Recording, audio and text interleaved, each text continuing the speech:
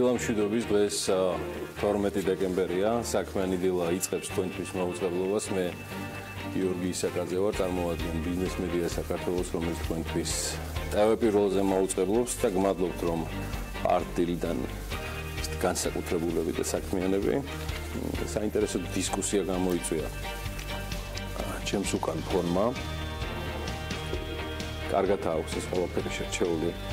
ანალაპიაშვილს და ჩვენს ტექნიკურ ჯგუფს ერთის თქმა შემიძლია, რომ ახლა 3 დღეში, რამდენადაც თუ ამღალატობს მეხსიერება 15 დეკემბერს კახკალაძესთან ერთად გავანათებთ დედაქალაქს.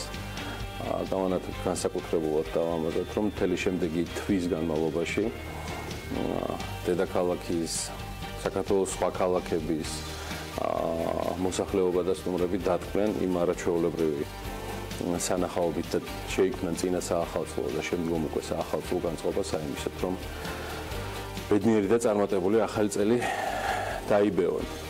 იმედია ბევრს ფეხით გადაადგილდებით ამ ხნის განმავლობაში, რადგან ახალწლს დიდად არ უყვარს მანქანით მოძრაობა და ქმნის იმაზე მეც აცობს, ვიდრე წარმოგვიდგენია.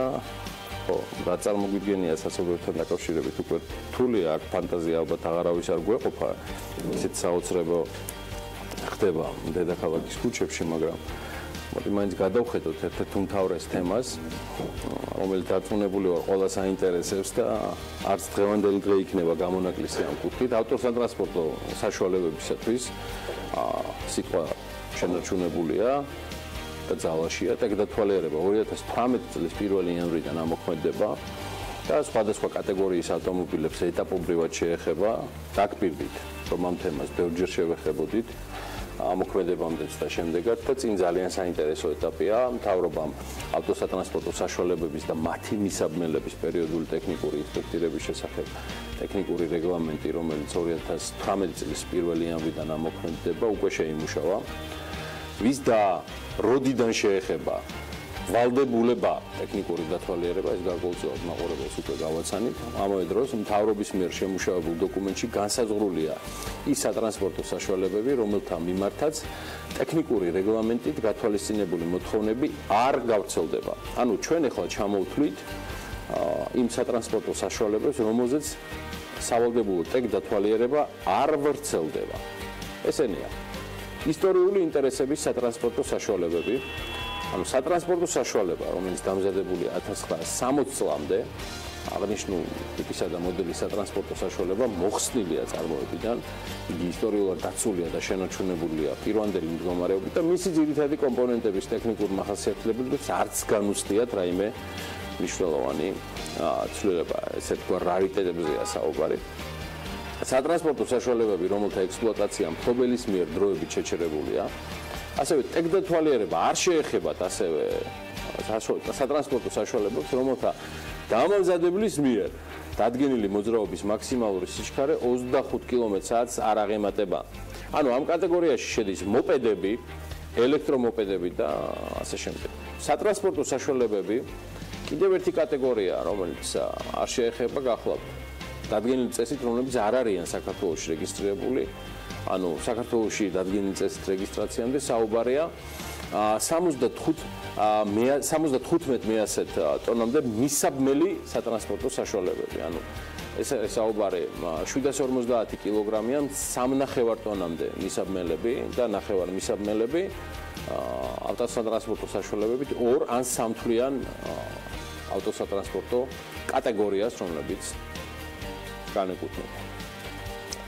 აი ეს ვისაც ეს ეხება საკუთარ ჩამონათვალში თავს ადვილად იპოვიან და დამატებით კითხვები ფიქრობ არც უნდა გაჩნდეს, სამაგიეროდ არ წყდება ჩაკითხვები ჩამონათვალზე, რომელიც განსაზღვრავს რა მოთხოვნებს უნდა აკმაყოფილებდნენ ავტომობილები, რათა მათ ტექდათვალიერება შედარებით უპრობლემოდ გაიარონ.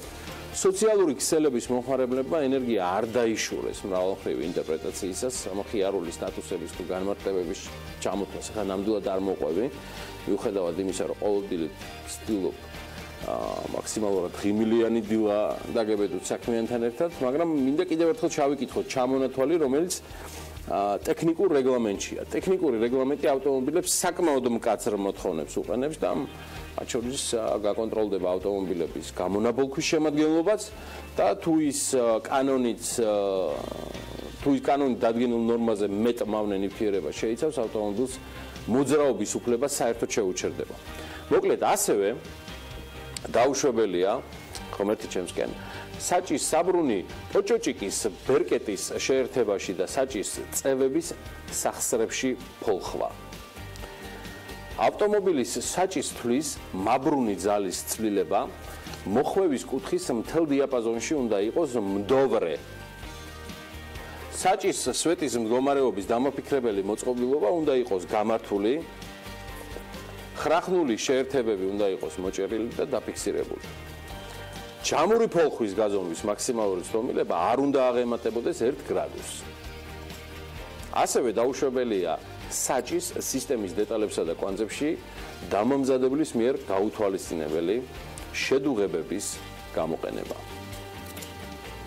სანამ თქვენს ავტოსატრანსპორტო საშუალებას ტექნიკურ გამართულობაზე შეამოწმოთ, ჯერ ის უნდა გავარკვიოთ, რა მოთხოვნებს უნდა აკმაყოფილებდეს ის.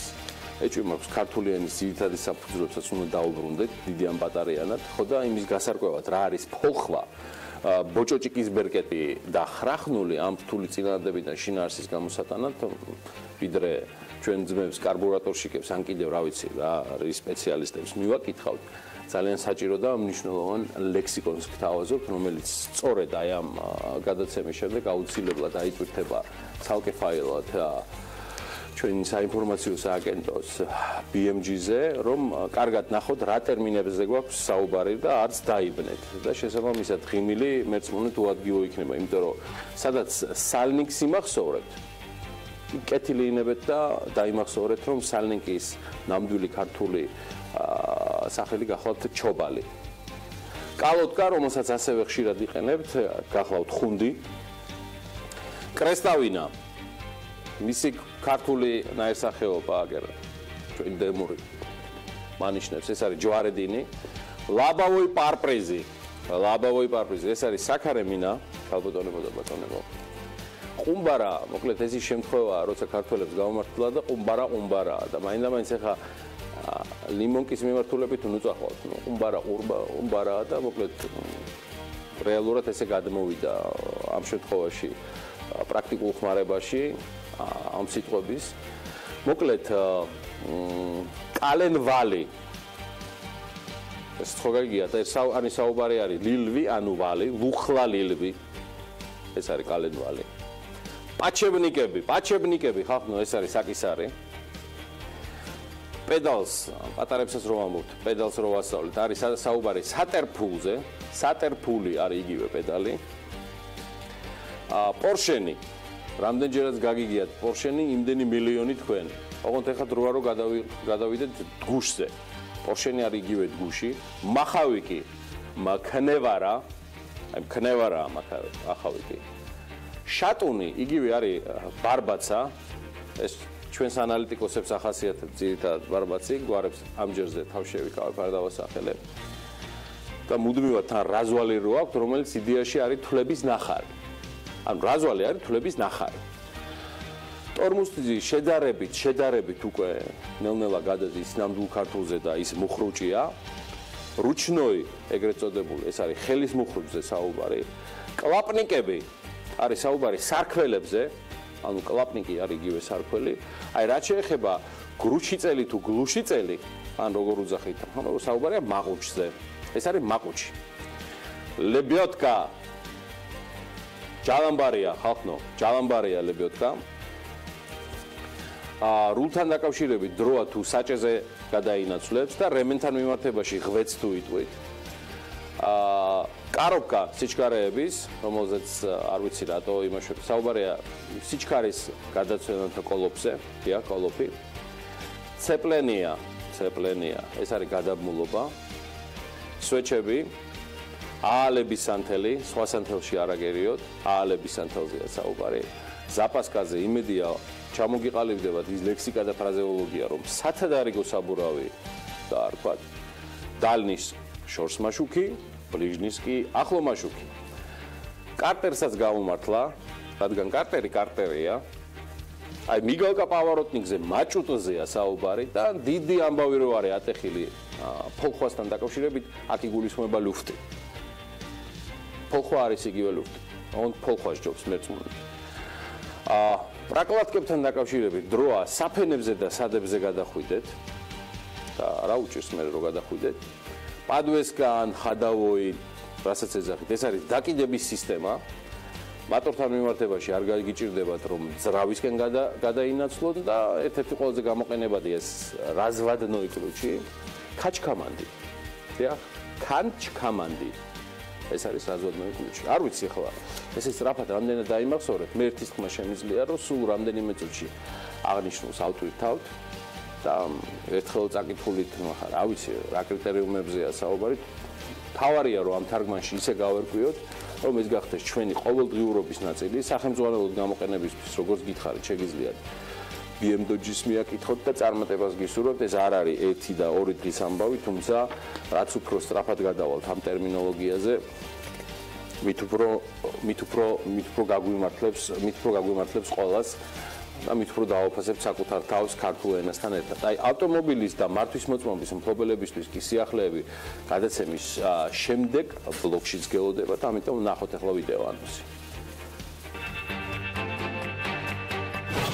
12 დეკემბერს დილა საქმიანად ბიზნეს მედია საქართველოს გუნდის წევრებთან ერთად იწყებენ. რუსუდან ტყემალაძე შეფასებისა და გამოცდების ეროვნული ცენტრის უცხოენების ჯგუფის ხელმძღვანელი და პროექტების მენეჯერი სალომე ვაჩნაძე. გოგა მელიქიძე გალტენ ტაგარტის საბროკერო მიმართულების ხელმძღვანელი. თამარ ხავთასი წერეთელი Wine and Spirits-ის აღმასრულებელი მენეჯერი და საერთაშორისო ურთიერთობის დეპარტამენტის უფროსი თათია ქირტბაია. მედა მაკასარაშვილი შინაგან საქმეთა სამინისტროს მომსახურების სააგენტოს ცენტრალური სერვისების ბიუროს უფროსი. მაია სიდამონიძის პოტროულ ჯორჯიას მართველი პარტნიორი სტუმარი თეიმურაზ ტყემალაძე საქართველოს მონადირეთა და მეთევზეთა ფედერაციის თავმჯდომარე იქნება. დილა უნდა იყოს საქმიანი და რა თქმა უნდა TV პირველზე. უკვე ვიღებ ნელ-ნელა რამდენიმე მონაწერს. ლამის ლემოგვინჯილიასაც მატარებენ ზოგიერთ ჩემი მეგობარი. მოკლედ დღესაც არ მოიწყენთ და საინტერესო სიახლეები გელით საქმიანი დილის მაყურებლებს და სანამ ბიზნესამბებზე გადავალთ, რომელსაც ანაგაგაცნობთ, კიდევ ერთი ამბის პრეზენტაციაში დამეხმარება. მოკლედ ქართული ბიზნესის განწყობის ინდექსი იზრდება. უმნიშვნელოდ, მაგრამ მაინც გაზრდილი მონაცემებით განახლდა რეიტინგი წლის მესამე კვარტალში ქართული ბიზნესის განწყობის ინდექსმა 28.2 ერთეულს მიაღწია, რაც წინა კვარტალთან შედარებით 1.2 პუნქტით მაღალია. ბიზნესის განწყობის ინდექსს ICT BIAS-თან და ICC ჯორჯიასთან ერთად ადგენს. შემცირებული მოლოდინების მიუხედავად მეოთხე კვარტალში ბიზნესის განწყობის ინდექსის ზრდა მიმდინარე მდგომარეობის ინდექსის მნიშვნელოვანმა ზრდამ განაპირობა. ანა დილა მშვიდობის. დილა მშვიდობის გიორგი, შევეცდები ეს ინფორმაციების შევახსო, რა თქმა უნდა შენთან ერთად, აი რაც შეეხება სხვა სექტორებს და მათთან შედარებით, მშენებლობის დარგმა ყველაზე დადებითი შეფასება დაიმსახურა საკუთარი საქმიანობისა. ბიზნესის ოპტიმიზმი მესამე კვარტალთან შედარებით 10.9 ერთეულით დაეცა. ამასთან ფინანსური და მომსახურების დარგების წარმომადგენლებმა ყველაზე მნიშვნელოვანი წვლილი ბიზნესის ოპტიმიზმის შემცირებაში შეიტანეს. მნიშვნელოვნად გაიზარდა სამაგიეროდ გასაყიდი ფასების მოლოდინების ინდექსი. სოფლის მეურნეობის დარგში მოღვაწე ბიზნესები მომდევნო კვარტალში ფასების ყველაზე დიდ ზრდას ელოდებიან. ამავდროულად ფასების ყველაზე მეტი შემცირება პროგნოზირებულია გადამამუშავებელი მრეწველობის დარგში. სექტორების მიხედვით რომ გავყვეთ, ბიზნესის განწყობის ინდექსი მეოთხე კვარტალში ასეთი ცვლილებით არის წარმოდგენილი. წარმოების შემთხვევაში შემცირება 1.5 პუნქტით, მშენებლობის შემთხვევაში ზრდა 10.1 პუნქტით, საცალო ვაჭრობაში კლება გვაქვს 2.5 პუნქტით, სერვისი გაიზარდა 2.5 პუნქტით, სოფლის მეურნეობის შემთხვევაში ზრდა 19.5 პუნქტია, საფინანსო სექტორში კი შემცირება გვაქვს 13.4 პუნქტით. გამოკითხული საწარმოების 61% ამბობს, რომ ბოლო 3 თვეში მათ კომპანიაში დასაქმების მაჩვენებელი საერთოდ არ შეცვლილა. ამასთან გამოკითხული კომპანიების 14% აღნიშნავს, რომ მესამე კვარტალში მეორესთან შედარებით დასაქმებული პირების რაოდენობა შემცირებულია. საწარმოების 40% კი ამბობს, რომ მათი ბიზნეს აქტივობა ბოლო 3 თვეში გაიზარდა, ხოლო 25% ამბობს, რომ შემცირდა. გამოკითხული საწარმოების 36%-ით ბიზნეს აქტივობა მათ კომპანიაში არ შეცვლილა. ისიც უნდა აღვნიშნოთ, რომ მოლოდინების ინდექსი თითქმის ყველა სექტორში არის შემცირებული და აი როგორ გამოიყურება ეს. მშენებლობის ნაწილში 14 პუნქტიანი კლებაა, საცალო ვაჭრობაში 6.4, სერვისის შემთხვევაში 18 პუნქტი, საფინანსო სექტორში 24 პუნქტი და მოლოდინების ინდექსი გაიზარდა სოფლის მეურნეობის დარგში, სადაც ზრდა 34 პუნქტიანია. ამასთან მოლოდინები წარმოების სექტორში არის ზრდით წარმოდგენილი 13.6 პუნქტით. ოქტომბერ-დეკემბერში სხვათა შორის ბიზნესის მოლოდინები შემცირდა როგორც მსხვილი, ისე მცირე და საშუალო ზომის საწარმოებში, თუმცა შემცირება უფრო მასშტაბური აღმოჩნდა მსხვილი ბიზნესის შემთხვევაში და მან თითქმის 13 პუნქტი შეადგინა, უფრო ზუსტად 12.9. ბიზნესის უმეტესობა, ანუ 63% გამოკითხული ბიზნესებისა, მომდევნო 3 თვეში დასაქმებულთა რაოდენობის ზრდას არ ელოდება. გამოკითხული საწარმოების 7% კი თვლის, რომ დასაქმებულების რაოდენობა შემცირდება, აი 31%-ის აზრით კი მოლოდინისკენ უნდა გქონდეს ზრდისკენ უნდა გქონდეს მოლოდინი. დღის აღნიშნავთ, მე მგონი ანა რომ ბიზნესი ყველაზე მე მგონი შენ ჯერ კიდე გაგაწყვეტინე, ხო? მე ჯერ კიდე მაქვს რამდენიმე მონაცემი. და შენ გვერდით ვარ აქვე? ვამშვიდებს. საწარმოების 57% ასევე თვლის, რომ მომდევნო 3 თვეში მათი ეკონომიკური მდგომარეობა უნდა გაუმჯობესდეს, ამ პოზიტიური მოლოდინების გამოტოვებაც არ შეიძლება და 41% კი ელოდება, რომ მდგომარეობა სულაც არ შეიცვლება.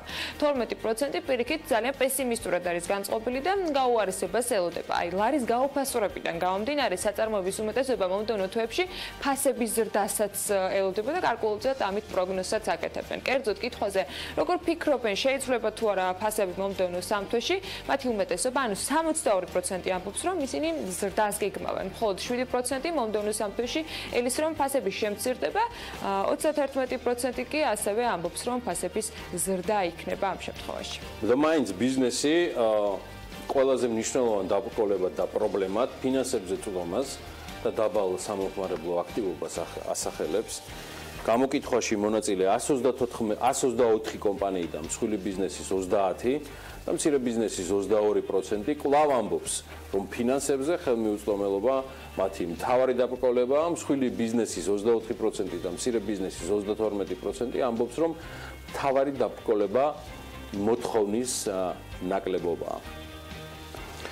აი ეს განწყობებთან დაკავშირებით, განწყობები და მოლოდინები, რომლის მართვა ალბათ ერთ-ერთი უმთავრესი გამოწვევა იქნება 2018 წელს, ბევრ სხვა პრობლემასთან ერთად, რომლის შეჯამებისკენ მივდივართ და მთელი შემდეგი კვირის განმავლობაში 31 დეკემბრამდე, 29 დეკემბრის ჩათვლით ბიზნესმედია უკვე შემაჯამებელ, სექტორალურად შემაჯამებელ სხვადასხვა სატელევიზიო შოუებს და დისკუსიებს შემოგთავაზებთ. მანამდე კი კიდევ ერთი ჩემი გამორჩეული რუბრიკა დღის ვიდეოსთან მიმართებაში სოფლიო ეკონომიკური ფორუმი მორიგ ვიდეოს აქვეყნებს შედარებით ძველ თემაზე. ვიდეო ხელოვნური ინტელექტს ეძღვნება, რომელმაც რამდენიმე საათში შეისწავლა ჭადრაკის მრავალსაუკუნოვანი ისტორია. თუ არ ვშთები, ეს 4 საათში მოახერხა. მას ალფა-0 ჰქვია და ალფა-0 თითქმის ყველა აღიარებულ ოსტატს უმკლავდება და უგებს ჭადრაკში, მშრალზე. ეს ალბათ ახლა წინა ჩამონათვალე რომ მქონდეს, სუხოიზე ვიტყოდი მშრალს. და მის შემქმნელებს მიაჩნიათ, რომ ალფა-0-ს ეს არაჩვეულებრივი უნარები მხოლოდ სასიკეთოდ წაადგება კაცობრიობას, განსაკუთრებით მედიცინის და ჯანდაცვის მიმართულებით. გუნდმა ხელოვნური ინტელექტი უკვე პროტეინის დეტალური შემადგენლობის შესასწავლად მიმართა, რათა ისეთი დაავადებების საფუძვლიანი გამოკვლევა მოხდეს, როგორიც ალცჰეიმერი და პარკინსონია. ალფა-0 შემქმნელები დარწმუნებულნი არიან, რომ ხელოვნური ინტელექტი აქტიურ გარდამტეხ როლს შეასრულებს მრავალი დაავადების წინააღმდეგ ბრძოლაში. საკმაოდ ხატოვნად სრულდება, მინდა გითხრათ, ამ ვიდეოს ტექსტიც. ნუ თუ ეს არის შამათი უკურნებელი დაავადებების წინააღმდეგ. საქართველოს ჩინეთის განვითარების ბანკს რეგიონალური ოფისის გასახსნელად თბილისში ეპატიჟება. საჯარო რეესტრის ეროვნული სააგენტოს ოფიციალური მონაცემებით ოქტომბერში ქვეყანაში რეგისტრირებული ბიზნეს სუბიექტების რაოდენობა 5587 ერთეულში ადგინა. წყალი მარგებელი პროდუქციას საქართველოში ამერიკის ჯარებს აწვდის. ეს ჯერჯერობით. მათაც ყველაფერი წინა აქვს. ამერიკაშიც მივაწვდით.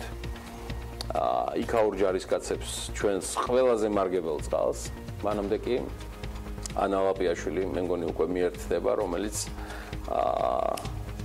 ძალიან ელოდება ხალხი, რასაც ვათხოვ, ძალიან აქტიობაა ჩვენს არხებზე და მიხარია რომ გვიყურებთ მაი ვიდეოს და ყველა შესაძლო საშუალებით იქნება ეს Facebook-ი თუ სხვა.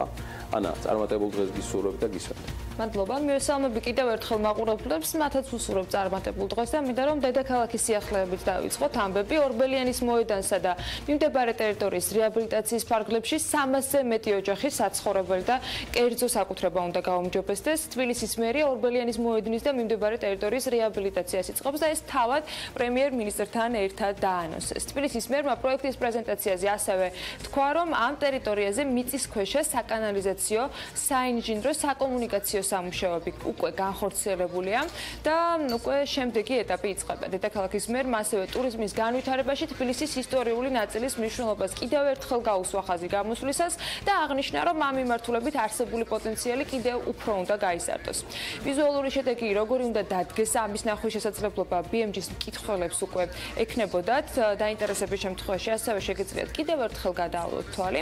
პრინციპში ჩვენ მაყურებელს ექნება შესაძლებლობა, რომ პარალელურად კიდევ მიადევნოს თვალი ვიდეოს, რომელიც თავად თბილისის მერიის მიერ არის დამზადებული და რომელიც გეგმებთან დაკავშირებით გარკვეულ პროტოტიპებს წარმოადგენს.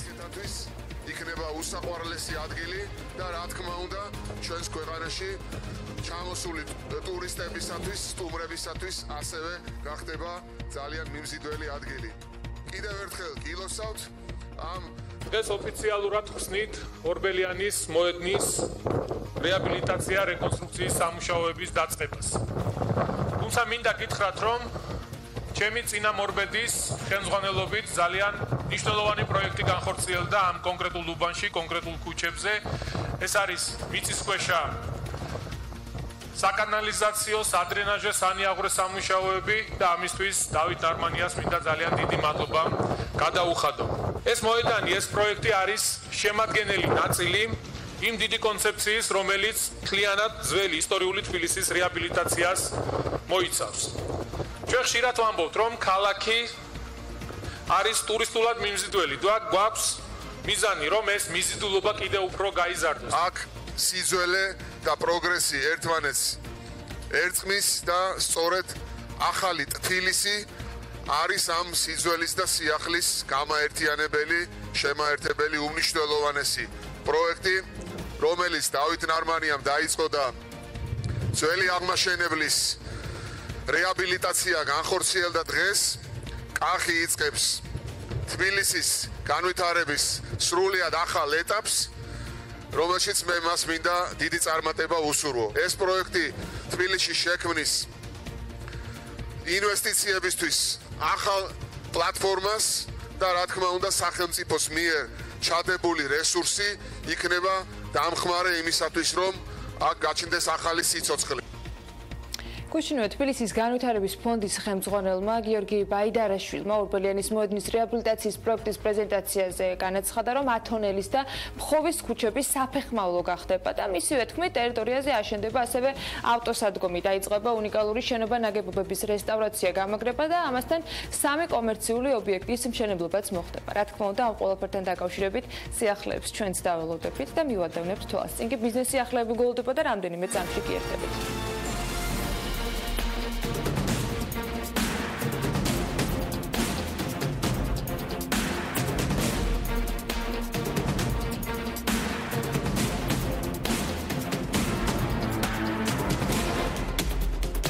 ჩინეთის განვითარების ბანკს რეგიონული ოფისის გასახსნელად ეპატიჟება საქართველოსა და ჩინეთის სავაჭრო-ეკონომიკური ურთიერთობები პირველი ვიცე-პრემიერის და ჩინეთის განვითარების ბანკის პრეზიდენტის შეხვედრის მთავარი თემა იყო. ეკონომიკის სამინისტროს ინფორმაციით ამ შეხვედრაზე განსაკუთრებული ყურადღება გლობალური ინიციატივის ერთი სარტყელი ერთი გზის ფარგლებში პარტნიორობას დაეთმო. პირველი ვიცე-პრემიერის განცხადებით ამ ინიციატივის ძირითად პრინციპებს საქართველოს მხარდაჭერა წარმოადგენს და მისი თქმით საქართველოს ისტორიული აბრეშუმის გზის ნაწილი ნაწილია. ამ მარშრუტს კი, რომელიც გადის საქართველოზე, უკვე აქვს საერთაშორისო აღიარებული სახელი და ცნობილია როგორც შუა ან ცენტრალური კორიდორი. ასევე აღენიშნა, რომ ჩინეთის განვითარების ბანკს 250 მილიონი ამერიკული დოლარი აქვს გამოყოფილი ამ ინიციატივის მონაწილე ქვეყნებში პროექტების დასაფინანსებლად.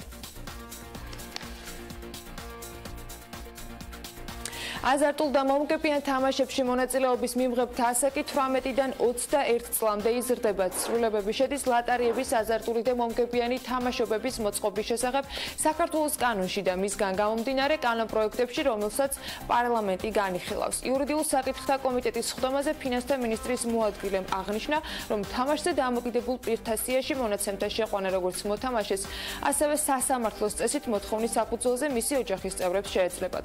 ლაშა ხუციშვილმა ასევე განმარტა, რომ დარღვევების აღმოჩენის შემთხვევაში ადმინისტრაციული სანქციები და ახალი ჯარიმების შემოღების წესი იქნება.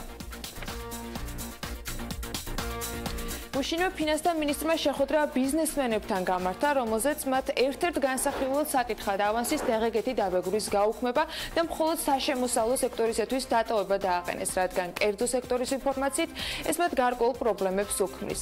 ამ თემაზე ფინანსთა მინისტრმა ბიზნესს მხარდაჭერა აღუთქვა და მისი მტკიცებით ეს საერთაშორისო ვალდებულებაც არის.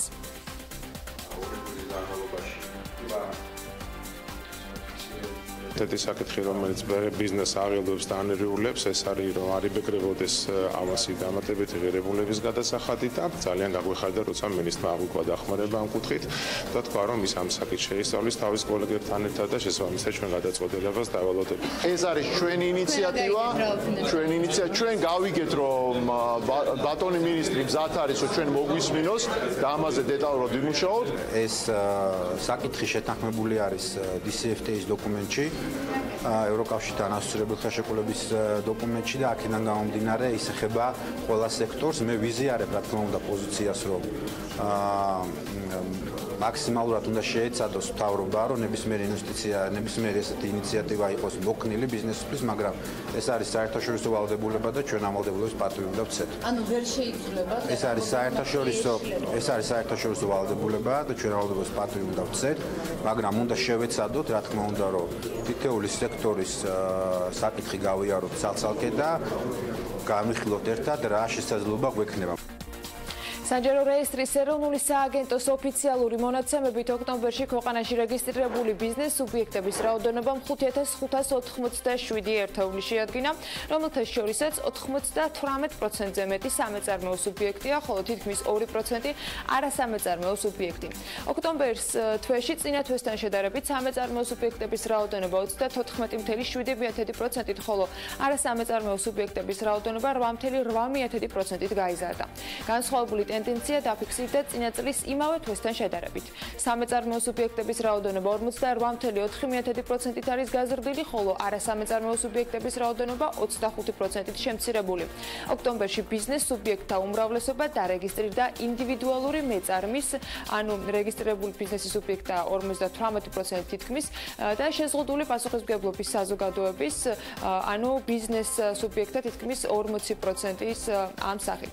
ბიზნეს სუბიექტთა 98%-მდე ამ სამართლებრივ სტატუსს ანიჭებს უპირატესობას. ამავე თვეში ქვეყანაში დარეგისტრირდა 99 არასამეწარმეო იურიდიული პირი, 15 უცხოური სამეწარმეო იურიდიული პირის ფილიალი და 11 სააქციო საზოგადოება, ასევე 10 კოოპერატივი.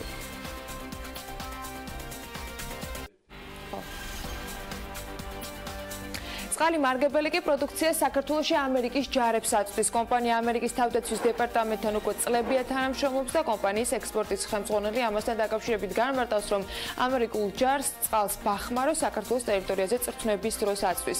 რაც შეეხება ნატოს ჯარებისათვის ავღანეთში წყლის მიწოდებას, კომპანიაში განმარტავენ, რომ პირველ ეტაპზე ვერ მოხერხდა კონკრეტული ფასის შეთავაზება ტენდერში ადგილობრივ წარმოებლებთან შედარებით. კომპანიაში აცხადებენ, რომ თუ ამერიკის თავდაცვის დეპარტამენტისაგან იქნება შეთავაზება, მონაწილეობას უკრაინის ტენდერში წყლის მიწოდებასთან დაკავშირებით მიიღებენ.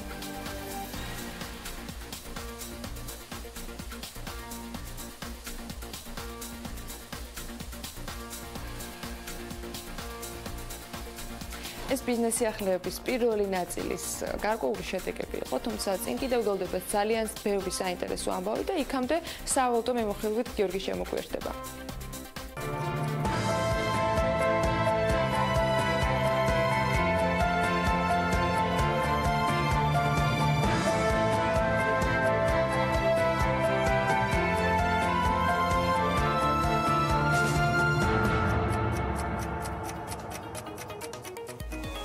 გუშინ ლარი კიდევ გამყარდა და კიდე გამყარების გზაზე დგას დოლარი თეთრზე ოდნავ მეტით გაიაფთა და მისი ფასი 2 ლარი და 66 თეთრია მინიმალურად მაგრამ მაინც პოზიციები ეროვნულმა ვალუტამ ევროსთან დათმო 1 ევროს ღირებულება მაინც 3 ლარსა და 14 თეთრზე შენარჩუნდა თურქული ლიրա კვლავ 79 თეთრია აი ფუნტ სტერლინგის ღირებულება კი 3 ლარი და 56 თეთრი გახლავთ წინა კვირაში საკმაოდ ბევრი ვისაუბრეთ საქართველოს სავალუტო რეზერვებზე ახლა კი მინდა რამდენიმე ინფორმაცია და სტატისტიკა გაგიზიაროთ საქართველოს საგარეო ვალთან დაკავშირებით რომელმაც 5 მილიარდს გადააჭარბა ფინანსთა სამინისტროს მონაცემებით საგარეო ვალი ბოლო 1 თვეში 61 მილიონ 660,000 დოლარით გაიზარდა და 5 მილიარდს ასე ვთქვათ 5 მილიარდს გადააჭარბა აწუყვე თუ არ ვწდები 63 მილიონი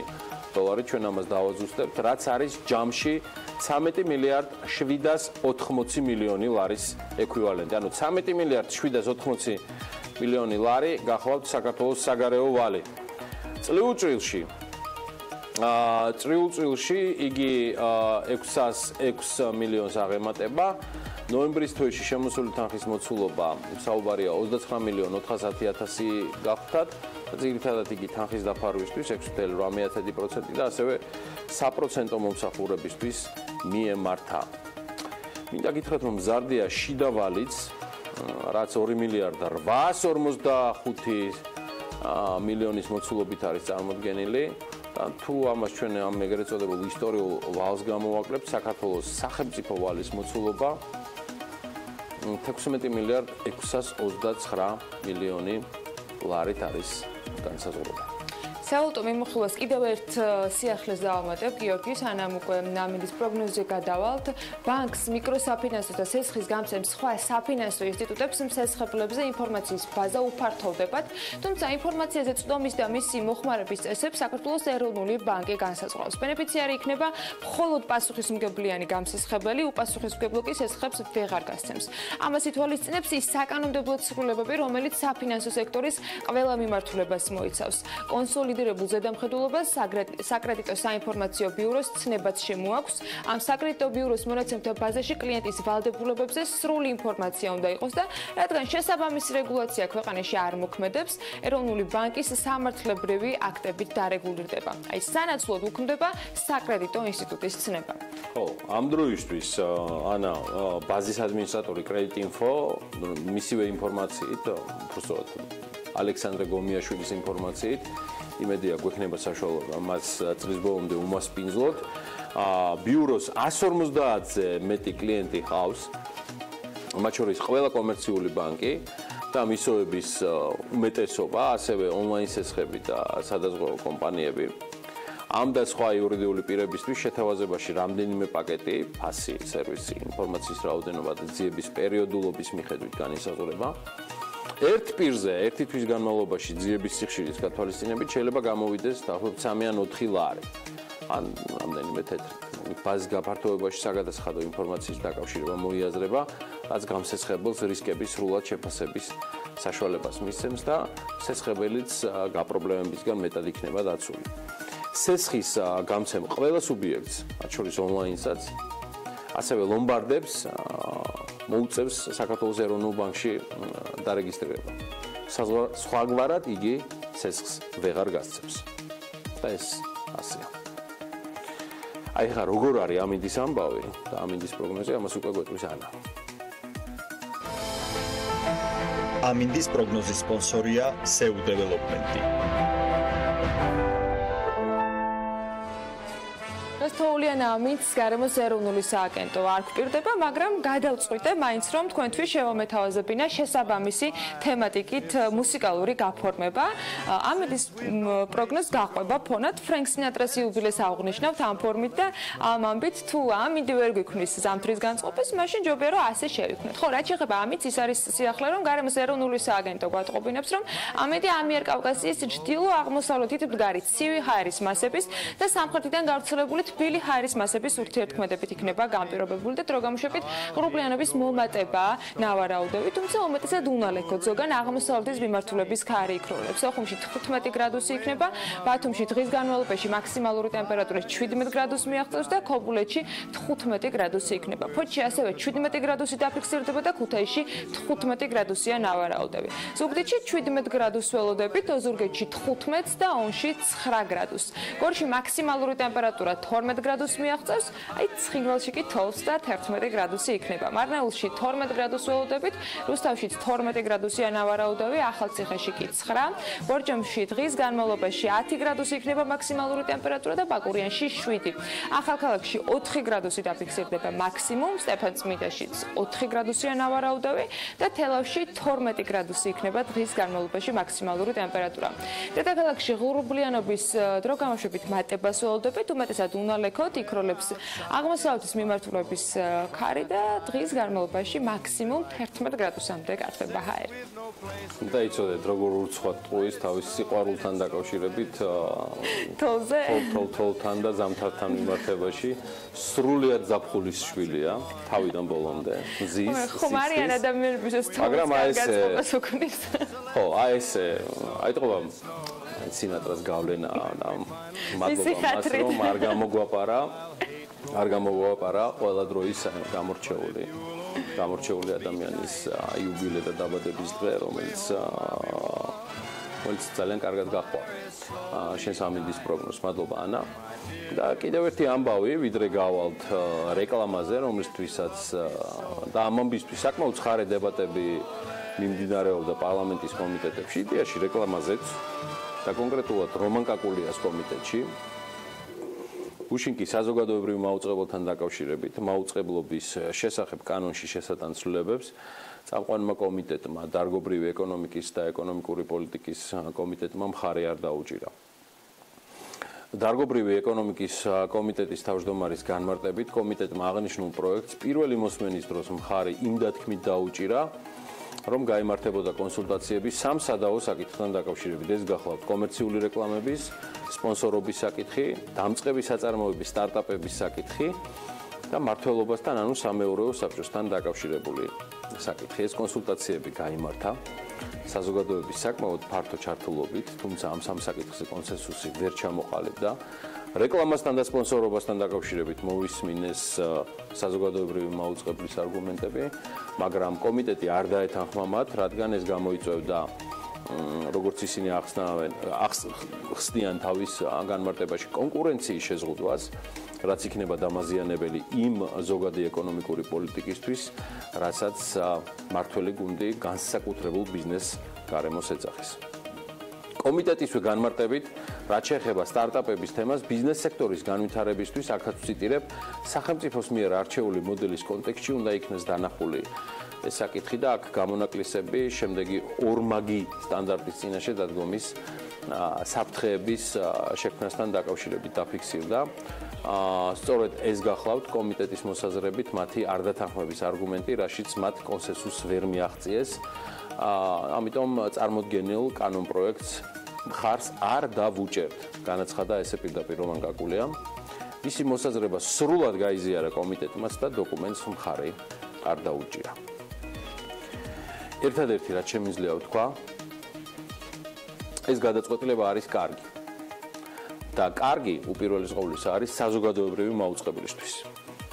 კარგია ამ ქვეყნის ეკონომიკისთვის, ძალზედ მყიფე და კლებადი სარეკლამო ბაზრისთვის, კარგია კონკურენციისთვის და კარგი გადაწყვეტილებაა ბიზნესისთვის, რომელმაც მიიღო გზავნილი, და დასტური, რომ პარლამენტში არსებობენ ადამიანები, ვისაც შეიძლება დაეყრდნო კრიტიკული ვითარებისას, რომლებიც სწორ და გააზრებულ გადაწყვეტილებას მიიღებენ. ამ ადამიანებს ასეთი გადაწყვეტილებების მიღებისას ჩვენი იმედიც უნდა ჰქონდეთ. რეკლამის დრო ატარებელს მალე დაგიბრუნდით.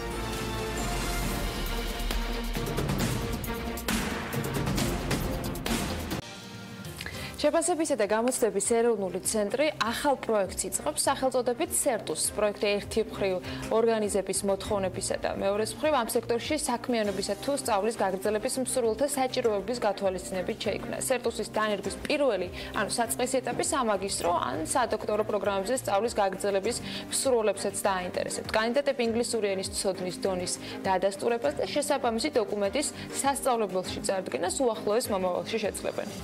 სტუმრად გვაქვს და მასპინძლობთ რუსუდან ტრემალაძეს, შეფასებისა და გამოცდების ეროვნული ცენტრის უცხოური ენების ჯგუფის ხელმძღვანელს დილა მშვიდობის კალათონოსთან და ჩვენთან ერთად არის სალომე ვაჩნაძე, ამ პროექტის მენეჯერი. დილა მშვიდობის სალომე. მოგესალმებით. უახლოეს მომავალში როდიდან და რას გულისხმობს პროექტი, რომ აგვიხსნათ?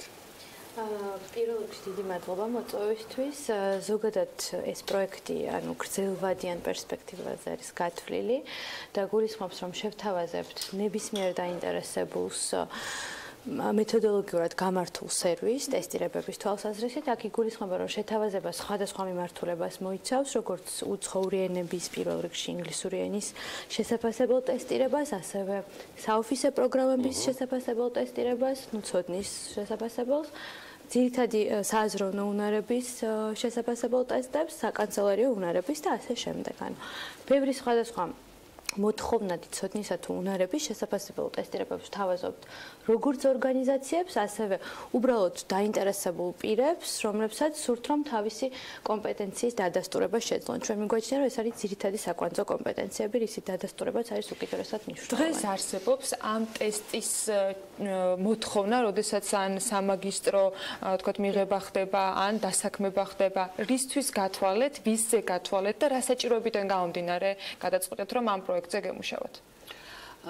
ჩვენს ცენტრს ნაექსში აქ მიმართავენ სხვადასხვა ორგანიზაციები, სამთავრობოც მათ შორის და სთხოვენ ჩაატარონ ტესტირება, რათა დაუდასტურონ უცხოური ენების ცოდნა. ძირითადად ინგლისური, მაგრამ არის სხვა ენებიც.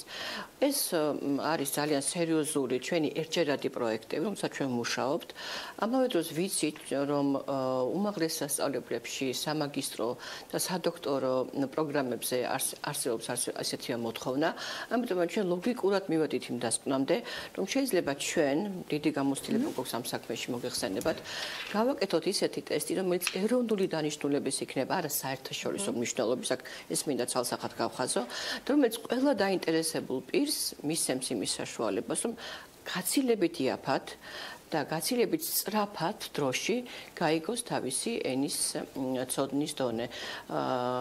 ეს მე ამას დავარქმევდი სახალხო პროექტს, ყველას აინტერესებს, ეს თქვენს ალბათ, თქვენს მეგობრებს, ჩვენს ახლობლებს, ადამიანებსაც სამუშაო აქვთ, თან სამუშაოს ეძებენ, ვისაც სწავლის გაგრძელებას სურს, უამრავ ადამიანს აინტერესებს, როგორ ფლობთ ინგლისურს. ვიწყებთ ინგლისურით, უკვე რეგისტრაცია გამოცხადდა ინგლისურის ერთ ნაწილში, მაგრამ რასაკვირველია სხვა ენებში, ფრანგული, გერმანული, რუსული და არა.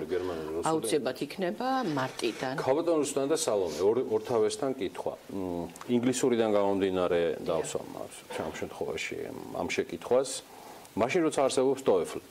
კი ბატონო. როგორც შეფასების სისტემა და კრიტერიუმი, რომელსაც აქვს მრავალწლოვანი ვალიდაციაც და რომელსაც აქვს, ვთქვათ, შესაბამისი ის ბექგრაუნდი, რომელიც ყველაფრის დადასტურებას იძლევა, რა უპირატესობა აქვს Certus-ს? მოდი ესე პირდაპირ. ძალიან ლოგიკური შეკითხვაა, დიდი მადლობა. რა თქმა უნდა, არსებობს არა მარტო TOEFL-ი მაინც ამერიკული ტესტია, საერთაშორისო სასაკვირველია, ეს ვალიდური და მიღებულია. არსებობს მეორე IELTS-ი, რომელიც სხვადასხვა სტატისტიკურად კიდევაც უსწრებს TOEFL-ს. არსებობს კემბრიჯის საერთაშორისო გამოცდები, არაჩვეულებრივი. ყველა ეს გამოცდა ძალიან ხარისხიანი, ვალიდური როგორც თქვენ ბრძანეთ და აპრობირებული. მათ შორის გერმანულს აქვს თავისი დიპლომი და ასე შემდეგ. გეთანხმებით. მაგრამ მოდით ახლა შევხედოთ პრაქტიკული და მატერიალური თვალსაზრისით. ჩვენი ტესტი იქნება 10-ჯერ იაფი, ვიდრე დაუშვა TOEFL-ი ან IELTS-ი და ადამიანს შეუძლია შედეგი, თუ სხვა შემთხვევაში თვენახევარი 2 თვე ჭირდება შედეგს, მაშინვე გაიგოს. ანუ ამ შემთხვევაში ეს არის ეროვნული ჩვენი შიგა დანიშნულების და უშუალოდ მე ვეძებ სამსახურს და ჩემი მომავალი დამსაქმებელი მთხოვს ინგლისური. ეს ძალიან ხშირია დღეს არა. მე შემიძლია მოვიდბინო, ესე ვთქვათ, ჩინაულად ნაიქში, ეს ტესტი ჩავაბარო, ძალიან მალე გავიგო შედეგი და უკვე ამ კონკურენტ ტესტირების არ იქნება კონკრეტული თქვათ სეზონურობა, თვეები და ასე შემდეგ. სალომე. ხო, კალენდარი არის მოცემული, ანუ ხელმისაწვდომი იქნება როგორც თანხის თვალსაზრისით, ანუ საკმაოდ იაფი იქნება, როგორც ქალბატონობის კომბრძანა, ანუ 10-ჯერ უფრო იაფი ვიდრე საერთაშორისო ტესტები. თან იქნება ხელმისაწვდომობა გათვალისწინებული და მოსახერხებელი იქნება თვითონ აპლიკანტისთვის, ვინაიდან ის კალენდარს გახსნის და შეხედავს მისთვის სასურველ რამდენიმე დღეს არჩევს, გადახედავს და ყველაზე სასურველ ვარიანტს შეარჩევს. ყოველ კვირას უკაცრავად და არა როგორც დაუშვათ IELTS-ი თვეში ერთხელ არის TOEFL-ი ესე. კემბრიჯის გამოცდები წელიწადში ორჯერ ან სამჯერ არის და ადამიანს უხდება ლოგინი იმ გრაფიკს რაც არის. იმ გრაფიკს და მე მინდა რომ აი დაუშვათ ხვალვე მივიტანო ან ერთ კვირაში მივიტანო. იმიტომ რომ აქვს გასაუბრება იმავე კვირაში. კი, და მოერგება. გეთანხმებით, მოქნილობა აქ არის. მოქნილობა არის ნამდვილად. არის მე კიდევ ის გავხსოვთ ცალსახად რომ ეს არ იქნება საერთაშორისო დანიშნულების, ანუ ამ სერტიფიკატით არ შეუძლია მას დაუშვათ ევროპის უნივერსიტეტში რაღაც კონკურსში მიიღოს მონაწილეობა, როგორც ეს TOEFL-ს და IELTS აქვს, მაგრამ ეს იქნება ადგილობრივი ძალიან პრაქტიკული დანიშნულების ტესტი. დონეების განსაზღვრა მინდა რომ შევადაროთ, აი თუნდაც TOEFL-ი ავიღოთ, ან IELTS-ი ავიღოთ, ეს იქნება ისეთივე ფორმის უნიკალური ტესტი, რომელიც ქულების მიხედვით განსაზღვრავს დონეს თუ დონეების მიხედვით მოხდება ჩაბარება, როგორც მაგალითად აქვს GOETS ინსტიტუტს, რომ ყველა დონეს სხვადასხვა სერტიფიკატი შეიძლება ასეთია როგორც GOETS-ი, ასევე ფრანგული ტესტები და არის კემბრიჯის ტესტები, მაგრამ ეს არის სხვა ტიპის ტესტი. ეს არის ტესტი, სადაც ერთი ჩაბარებით განისაზღვრება დონე, ანუ ეგრეთ წოდებული განსათავსებელი ტესტი, დონის დასადგენი ტესტია. თქვენ არ მოგიწევთ ერთი დონისთვის ერთი ტესტის ჩაბარება, მეორე დონისთვის მეორე ტესტის ჩაბარება. ეს დიდია, არც ისე დიდია, უფრო მცირეა ვიდრე საერთაშორისო ტესტები, მაგრამ ჩვენი მეთოდოლოგია, ტექნიკა ტესტის შედგენის ეფუძნება სწორედ ამ საერთაშორისო გამოცდილებას. ეს არის რაღაც უცებ გადაწყვეტილების მიღების შედეგი.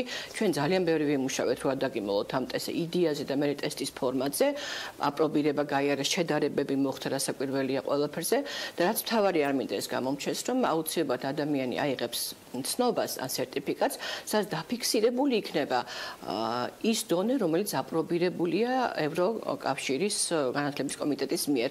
ანუ შეფასებითი ნაწილში ვართ ნაწილი აბსოლუტურად საერთაშორისო აპრობირებული სისტემის. აბსოლუტურად. ანუ ეს გათანაბრება არსებობს საერთაშორისო თქვენ ბრძანეთ. სწორება არის ამ სწორება არის. ისე არ შეიძლება დღეს, იმიტომ მოთხოვნა ესეთია. აი ყველაზე უფრო ცნობილი დონე არის B2, იძახიან B2 მინდა და არც ხანდახან არც იციან ეს B2 რა არის. ჩვენი ტესტის ძლევას საშუალებს B2-ის, B1-ის, A1-ის, A2-ის და C1-ის ჩაბარების კი არა, დადასტურების.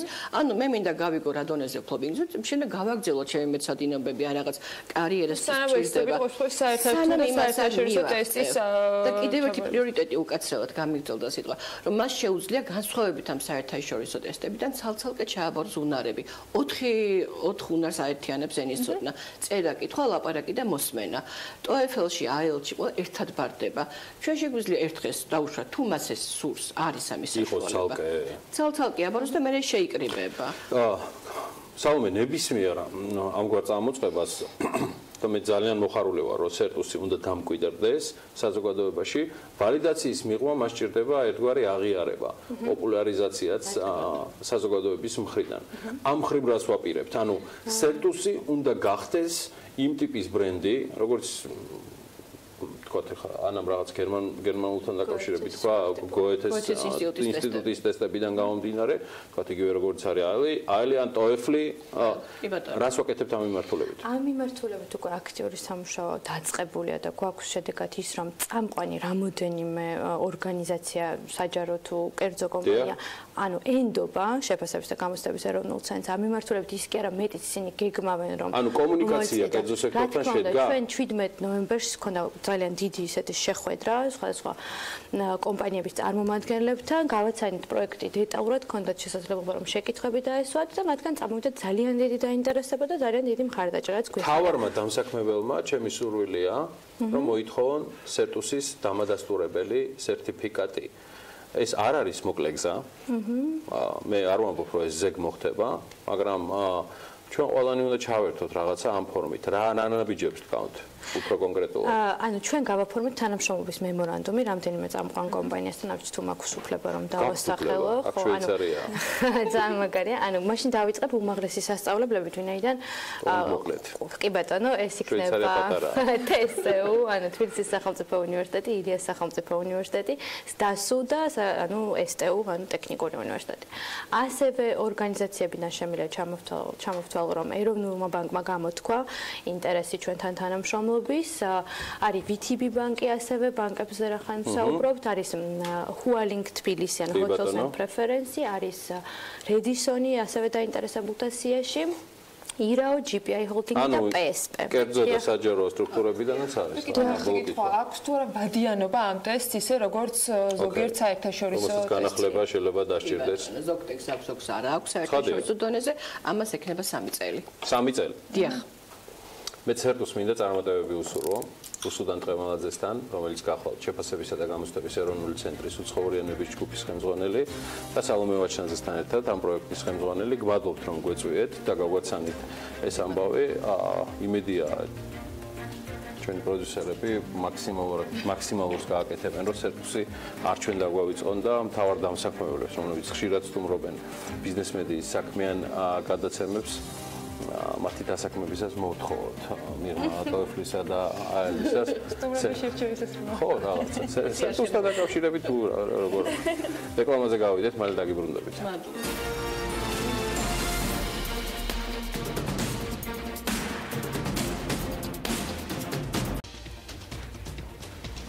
მესამე კვარტალში პირდაპირ უცხოური ინვესტიციები 17.6%-ით გაიზარდა.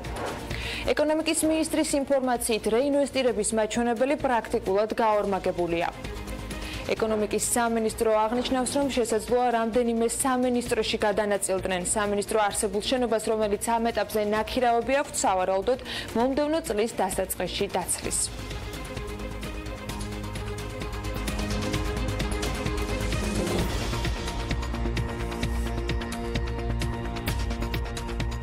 Orete 17 წლის 9 თვეში საქართველოში პირდაპირ უცხოური ინვესტიციების სახით $1.340 მილიონი შემოვიდა. ამ თანხის 28% კი საქართველოს უმსხვილეს ინვესტორ ქვეყანაზე აზერბაიჯანზე მოდის, ხოლო აზერბაიჯანული ინვესტიციის უდიდესი ნაწილი კი შაჰდენიზის მილსადენის მშენებლობის პროექტია.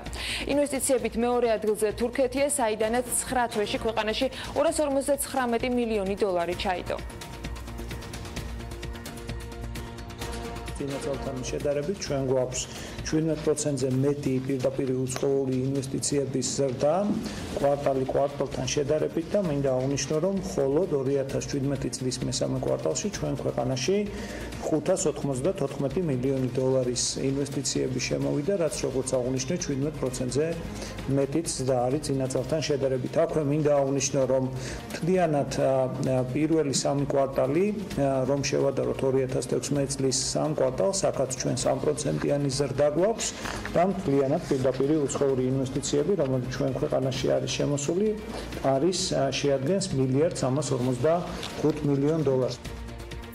პირველმა ვიცე-პრემიერმა, რომელმაც მიმდინარე ეკონომიკური პარამეტრები შეაჯამა, რეინვესტირების გაზრდილ მაჩვენებელზეც გააკეთა კომენტარი. დიმიტრი ქუმსიშვილის განცხადებით, 2016 წლის ამავე პერიოდთან შედარებით, კერძო სექტორიდან ბიზნესში $318 მილიონი იყო რეინვესტირებული, მიმდინარე წელს კი ეს მაჩვენებელი $591 მილიონი ამერიკულია.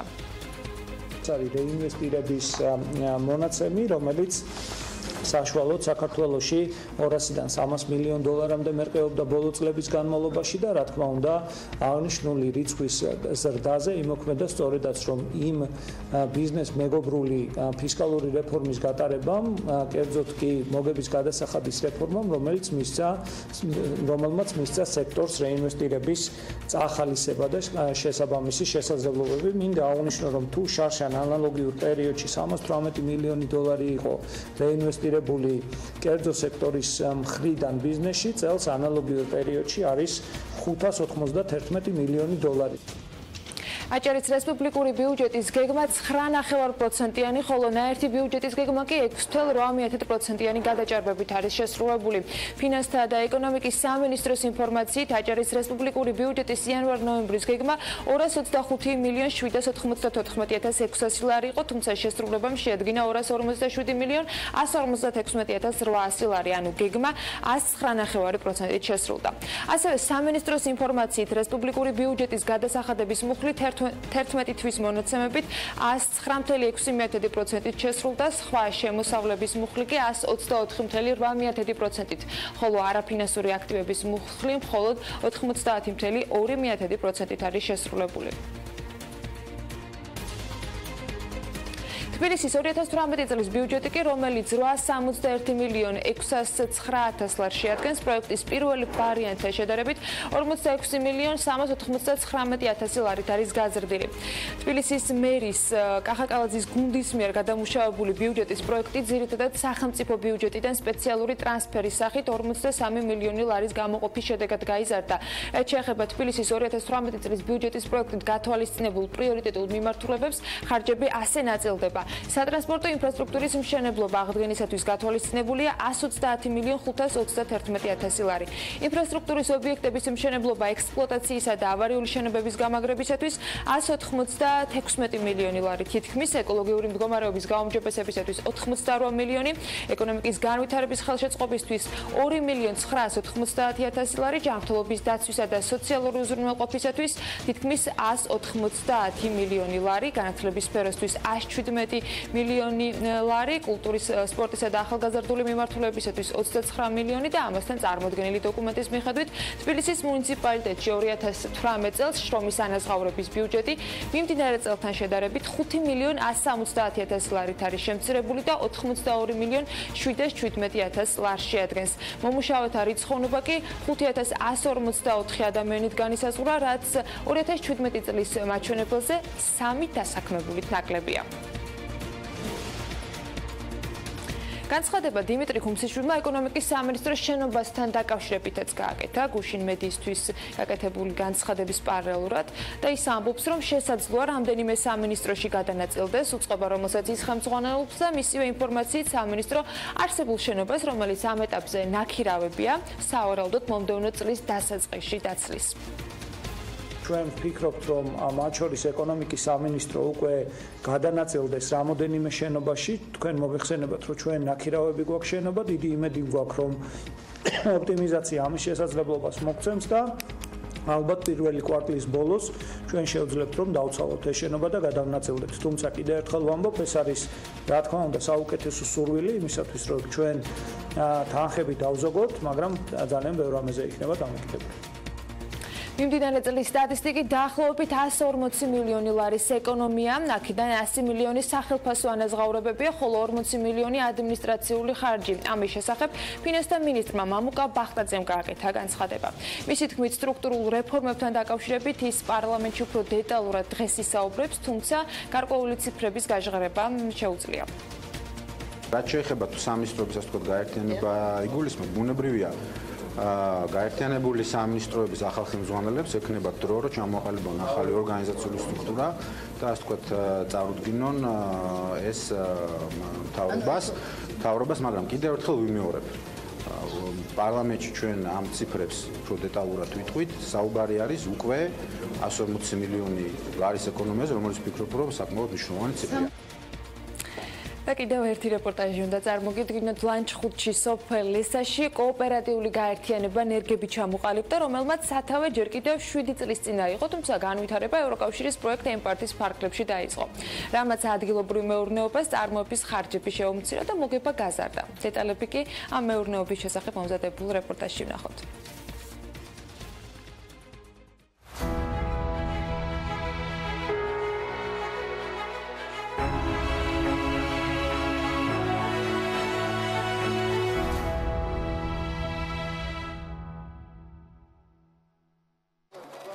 ჯერ კიდევ 2010 წელს დასახული მიზანი, რომელმაც ლანჩხუთში სოფელ ლესაში მცხოვრები ადამიანები გააერთიანა და მათ საერთო საქმეში ჩართვის საშუალება მისცა. სწორედ ეს მიზანი გახდა მთავარი ინსპირაცია შერეული სანერგე მეურნეობის შექმნისა, რომელმაც დაინტერესებულ პირებს ძირითადად 4 მიმართულების ნერგები შესთავაზა. საქმის დაწყებასთან ერთად, როგორც ადგილობრივები აღნიშნავენ, იყო სირთულეები. სწორედ ამიტომ ადგილზევე ჩამოყალიბდა კოოპერატიული გაერთიანება სახელწოდებით ნერგები, რამაც ბევრი პრობლემა გადაჭრა.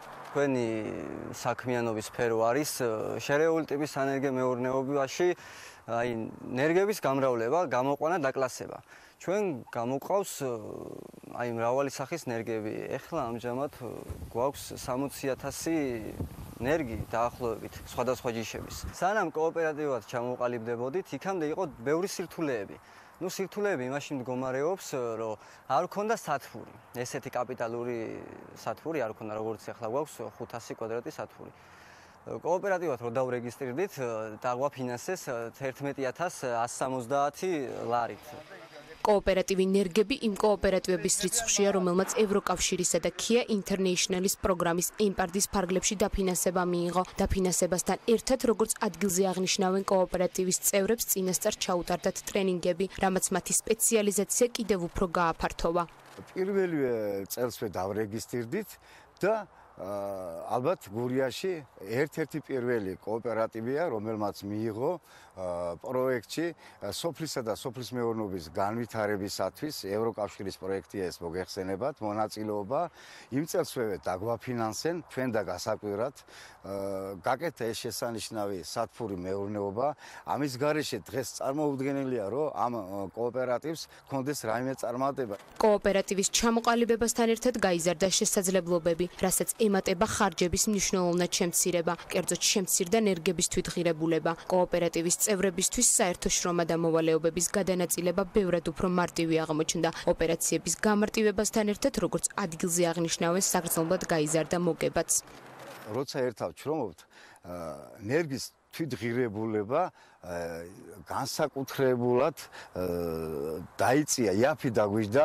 ჩვენ გამოვცადეთ იქამდე 4 წელი მუშაობდით და როცა ერთად ვშრომობთ, ერთად შრომამ ეს პროცესი გაგვიადილა.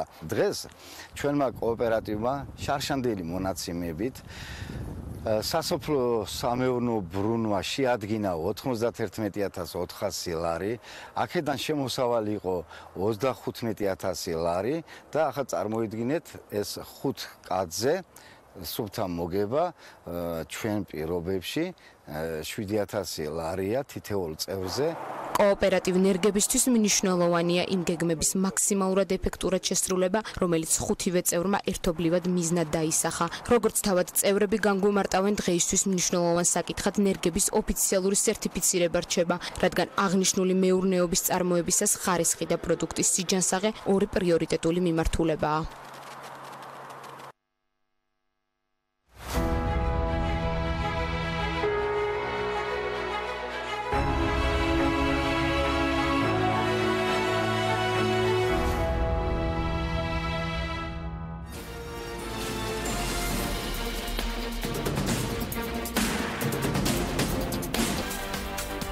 ნავთობის ბაზარზე ფასების მატება გრძელდება იდეაში. ოქროსა და ვერცხლზე ფასი მერყეობს, იდეაში მაინც შემცირებულია. აი რა ხდება მსოფლიო ბირჟებზე? ამაზე ვინ თუ არა გოგა მელიქიძე გვერდება გალტენ-ტაგარტის სათაო ოფისიდან პირდაპირ ეთერში. იგი გალტენ-ტაგარტის საბროკერო მიმართულების ხელმძღვანელია. ყველაფერი საუკეთესო მსურმოთ ჩვენ პარტნიორებს ნახალწლევს და მექნება საშუალება დარწმუნებული ვარ თვისებრივად განახლებულ ფორმატში, რადგან ცალკე შევიკრიბებით ჩემს მეგობრებთან ერთად და ყველა მინდა მოვიკითხო ოთარ შარიქაძიდან დაწყებული ნინო პაპოვათი დამთავრებული მოვისაკლისებ ბოლო პერიოდში გოგა აქ ევა ბოჭორიშვილს, მაგრამ დარწმუნებული ვარ შემდეგ კვირაში შემომიერთდება. ვაიმე, ირაკლი კირდავა არ გამომრჩეს, თორემ მიმასიკოდილებს სადაც იქნება. ხო და მოკლედ მთელ გუნდს საუკეთესო მოკითხვები და გოგა კიდევ ერთხელ დილამშვიდობის და ველით იმ სიახლეებს, თან იმ ყველაფრის ფონზე, რომ ტრამპი აქტიურობას განაგრძობს იმ ლეგიტიმაციის ფონზე, რაც მისმა საკანონმდებლო პაკეტმა მოიპოვა. მოგესალმები გიორგი დილამშვიდობისა, ასევე მოვიკითხოთ თქვენ თუნს საკმაოდ პროფესიონალები ხართ ნამდვილად. კი, ამერიკაში ტრამპი განაგრძობს მეტი შეიძლება თქვა ინტრიგის შეტანას ამ რეფორმაში და ცოტა ხანში შევეხები ამ რეფორმას. მანამდე ვიტყვი რომ ინდექსები ამერიკაში გასული კვირის დასაწყისში თავის ისტორიულ მაქსიმუმამდე გაიზარდნენ, შემდეგ ოდნავ წამოვიდნენ დაბლა, მაგრამ კვირის მეორე ნახევარში ეს ზრდა აღიდგინეს. ზოგადად NASDAQ-ი ყველაზე კარგად არის გაზრდილი 30%-მდეა წლის განმავლობაში, შეიძლება უკვე ითქვას რომ ბოლო 12 თვეა 30%-მდეა გაზრდილი, მას მოყვება Dow Jones ინდექსი, სადაც 24% და შემდეგ მოდის S&P 500-ი 18% არის გაზრდილი წლის დასაწყისთან დღემდე. ეს დები შეიძლება ითქვას განპირობებულია 4 ძირითადი მიზეზის გამო. პირველი ვიტყოდი იმას, რომ ზოგადად მაკროეკონომიკა საკმაოდ კარგად გამოიყურება და დამაჯერებლად ამერიკაში. შემდეგ კომპანიების პერფორმანსი მომგებიანობის თვალსაზრისით საკმაოდ კარგია, საკმაოდ კარგ მომგებიანობას აჩვენებენ. შემდეგ კიდევ ისევ ვიტყოდი იმას, რომ კრედიტი ისევ იაფია ზოგადად სოფლიოში და ეს კიდევ ერთხელ ხელს უწყობს თქო კაპიტალების ბაზრის ზრდას და ბოლოს ვიტყოდი ისევ ამ მოლოდინებს და რომელიც უკვე გამართლა საკათასახოდ რეფორმა, რაც ტრამპა ისე თქვა დაანონსა, მას შეიტანა ეს პაკეტი და კონგრესმა გასული კვირის შაბათს ვარცხები ეს დაამტკიცა, ანუ რეფორმის იმპლემენტაცია დაამტკიცა, სადაც ტრამპა კიდევ ერთხელ გარკვეული ინტრიგა შეიტანა, ბუნდოვანობა შეიტანა უფრო სწორედ, მან თქვა რომ კომპანიების მოგების გადასახადი 22%-ზე უნდა დაფიქსირდეს იმ დროს, როდესაც მიმდინარე დოკუმენტში ეს მაჩვენებელი 20%-ზეა ჩაწერილი. ნახოთ როგორ გამვითარდება მოვლენები. ზოგადად დაგეთახმები ასე ვთქვათ, საზოგადო ბაზრების შედარებით ასე ვთქვათ, არ გამოიყურებოდნენ დამაჯერებლად, განსაკუთრებით სპილენდის ფასი დავარდა მნიშვნელოვნად გასული კვირის განმავლობაში, ოქროს შემცირდა ოდნავ და ახლა დაახლოებით $1250 ფარგლებში ივაჭრება. ნავთობის ფასი ცოტა სტაბილურია, მაგრამ შეიძლება ითქვას, რომ დაღმავალი ტრენდი დაიჭირა. ნახოთ როგორ წავა მისი ფასის განვითარება, ამ ეტაპზე 47-56 ფარგლებში ივაჭრება. ვიტყოდი იმას, რომ ამერიკის ეკონომიკაში მიუხედავად იმისა, რომ მათი საგარეო მიმდინარე ანგარიშის დეფიციტი უფრო გაიზარდა და ჩვენ ამერიკას აქვს მიმდინარე ანგარიშის დეფიციტი, მათი უმუშევრობის ბაზარი საკმაოდ კარგად გამოიყურება. ნოემბრის თვეში 288,000 ახალი სამუშაო ადგილი დაემატა ამერიკის ეკონომიკას, რაც თითქმის იგივე მაჩვენებელია, რაც ოქტომბერში იყო, თუმცა საკმაოდ გაზრდილია სექტემბერთან მიმართებაში. სექტემბერში ეს მაჩვენებელი იყო 38,000, ანუ შევხედოთ ამდენად გაიზარდა ამერიკის ეკონომიკაში უმუშევრობა, როგორ ასე ვთქვათ, შემცირდა უმუშევრობა, ანუ ამერიკის ეკონომიკაში ერთ-ერთი ყველაზე დაბალი უმუშევრობა გვაქვს ტრამპის პრეზიდენტობის განმავლობაში. რაც შეეხება ცოტა ვიტყვი ობლიგაციებზე, მუნიციპალურ ობლიგაციებზე მოთხოვნა გაიზარდა, რაც ბუნებრივია და კორპორატიულ ობლიგაციებზე მოთხოვნა გაიზარდა, როცა ამერიკაში უმუშევრობის მაჩვენებელი ესე მცირდება, მუნიციპალური ბაზარი, ასე ვთქვათ, კორპორატიული ობლიგაციების ბაზარი ზრდას განიცდის. გადავარ ევროპაში, ევროზონაში აქცია ინდექსები კიდევ უფრო კარგად გამოიყურებიან და ახლობით თვის განმავლობაში ინდექსები გაიზარდნენ 1%-ით, კვირის განმავლობაში 1%-ზე ოდნავ მეტით. სტოქ 600-ი გაზრდილია, რომელიც ყველაზე მსხვილი ესე ვთქვათ, ევროპული ინდექსი 600 ყველაზე მსხვილ ევროპულ კომპანიას აერთიანებს, გაზრდილია კვირის განმავლობაში გაიზარდა 0.6% და წლის განმავლობაში გაზრდილია სადღაც 8%-მდე. ვიტყოდი იმას, რომ სხვა ინდექსები DAX 30-ია გაზრდილი დაახლოებით 12%-ით, ყველაზე კარგად არის გაზრდილი, CAC 40-ით სადღაც 11-12% არის გაზრდილი და FTSE 250-ია გაზრდილი 10%, გასულ კვირას გაიზარდა 1%-ზე შედარებით მეტით. ზოგადად ევროზონაში შეიძლება ითქვას, რომ ინდექსები და განპირობებულია, რასაც ჩვენ წინაზეც აღვნიშნავთ, კარგი ეკონომიკური დინამიკით, სტაბილური მაკროეკონომიკური სურათი იკვეთება ევროზონაში და მოლოდინია, რომ უახლოეს 3 წლის განმავლობაში ევროპაში ეკონომიკა საკმაოდ გამოცოცხლდება და ამავდროულად გასულ კვირას ეს ვთქვათ ბრიტანეთის ინდექსები კარგად პერფორმირებდნენ, იმიტომ რომ შეიძლება ითქვას, რომ ბრეგზიტის მოლაპარაკების მეორე ეტაპზე გადავიდა ბრეგზიტის მოლაპარაკების პროცესი და ბრიტანეთმა შეიძლება ითქვას, რომ ფასი გამოიკვეთა, რამდენად გადაიხადოს ბრეგზიტში, ეს არის 40 მილიარდი ფუნტ სტერლინგი და ანალიტიკოსები იძახიან, რომ შემდეგი მოლაპარაკება იქნება სავაჭრო ხელშეკრულებების ევროკავშირთან, რომელიც არ იქნება ისეთი ადვილი მოლაპარაკება, საკმაოდ შეიძლება კომპლექსური მოლაპარაკებები იყოს. ზოგადად იძახიან, რომ ბრეგზიტის დასრულება დაახლოებით 2019 წლის მარტში იგეგმება, ანუ გაზაფხულზე ნახოთ როგორ გამვითარდება მოვლენები. ერთ-ერთ სიტყვას ვიტყვი საბერძნეთზე, საბერძნეთში ჩვენ ვიტყვი საბერძნეთში საერთაშორისო ფინანსურმა ინსტიტუტებმა დაახლოებით 86 მილიარდი ევრო გამოყეს, იმისათვის საბერძნეთის ეკონომიკის ეს ვთქვათ რეფორმიზაცია მოხდეს. ამ გამოყოფილი ტრანშიდან 5 მილიარდი ევროს გამოყოფა მოხდა, იმისათვის რომ ფინანსური სექტორი, ენერგეტიკის სექტორი და საჯარო სექტორის რეფორმიზაცია მოხდეს. და ზოგადად ანალიტიკოსები იძახიან, რომ საბერძნეთს რეალურად გაუჩნდა შანსი, რომ ამ ეკონომიკური დეფოლტიდან გამოვიდა გამოვიდეს ნელ-ნელა, იმიტომ რომ ევროზონაში ესე ვთქვათ ეკონომიკური სტაბილურობა გამოიკვეთა და თუ ევროზონაში ეკონომიკური შოკები არ მოხდა და ფინანსური ესე ვთქვათ კრიზისი რამენაირად არ მოხდა და ამის მოლოდინი არანაირად არ არის, შეიძლება სამბერძნეს ნამდვილად აქვს 2021 წლისთვის იგი გამოვიდეს ამ ესე ვთქვათ ფინანსური კრიზისიდან. რაც შეეხება გადავალ იაპონიაში ყველაფერი კარგად არის და იაპონიის ეკონომიკა თავისი ქცევის საკმაოდ გავს ამერიკის ეკონომიკას შეიძლება ითქვას, ინდექსები იქაც გაზრდილია, ნიკეი გაზრდილია დაახლოებით 20%-მდე და შემდეგი იაპონური ინდექსი გაზრდილია დაახლოებით 25%-მდე. რაც შეეხება იენა გამყარებულია 3% წლისდან დღემდე დოლართან მიმართებაში და ზოგადად იაპონიის ეკონომიკა საკმაოდ კარგად ვითარდება 2.5%-იანი დადო მთლიანში და პროდუქტის და ბოლო 7 კვარტალია რაც შეუცვლელად იზრდება 23 წელი ესეთი დაბალი უმუშევრობა იაპონიის ეკონომიკას არ ახსოვს და ყოველთვის ნახოთ იაპონიაში როგორ გამვითარდება მოვლენები, იმიტომ რომ საკმაოდ კარგი მაკროეკონომიკური სურათი იკვეთება იაპონიაში.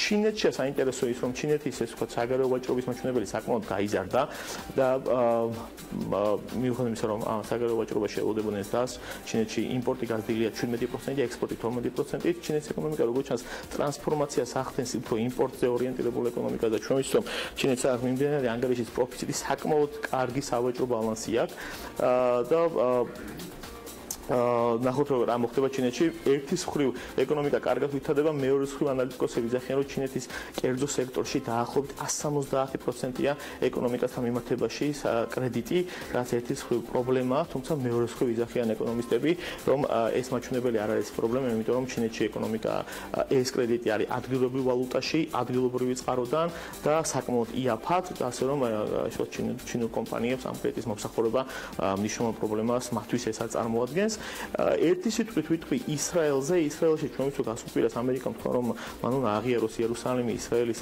დედაქალაქად და გადაიტანოს საელჩო, ამან გამოიწვია ადგილობრივი ვალუტის შეკელი ცოტა შემცირება დოლართან მიმართებაში და ინდექსი, რაც არის თელ-ავივი 125 ინდექსი ეგეთი არსებობს, რომელმაც განიცადა ვარდნა ინდექსის ადგილობრივ ბაზარზე, ისევ აი ამ ესე ვთქვათ პოლიტიკური ნიუსების გამო და ერთი სიტყვით ვიტყვი ბრაზილიაზე, თუ ბრაზილიამ შეამცირა თავისი ესე ვთქვათ მინიმალური საფუძველი განაკვეთი 50 ბიპსთან 0.5%.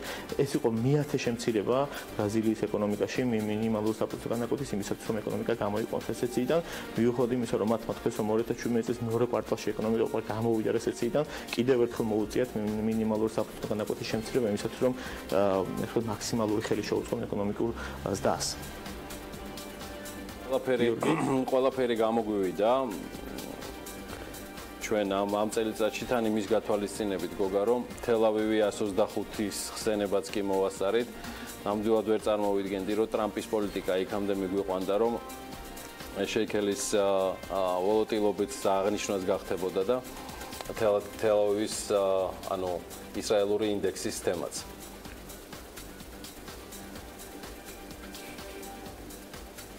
მე წარმატება მინდა გისურვო, მადლობა ჩართვისთვის. და წარმატებას უსურვებ გალტენტაგარს, გოგა მელიქიძეს. ალბათ გახსოვთ კიდეც რომ გასული კვირის ბოლოს დოლარი შედარებით მომჯობინებული იყო.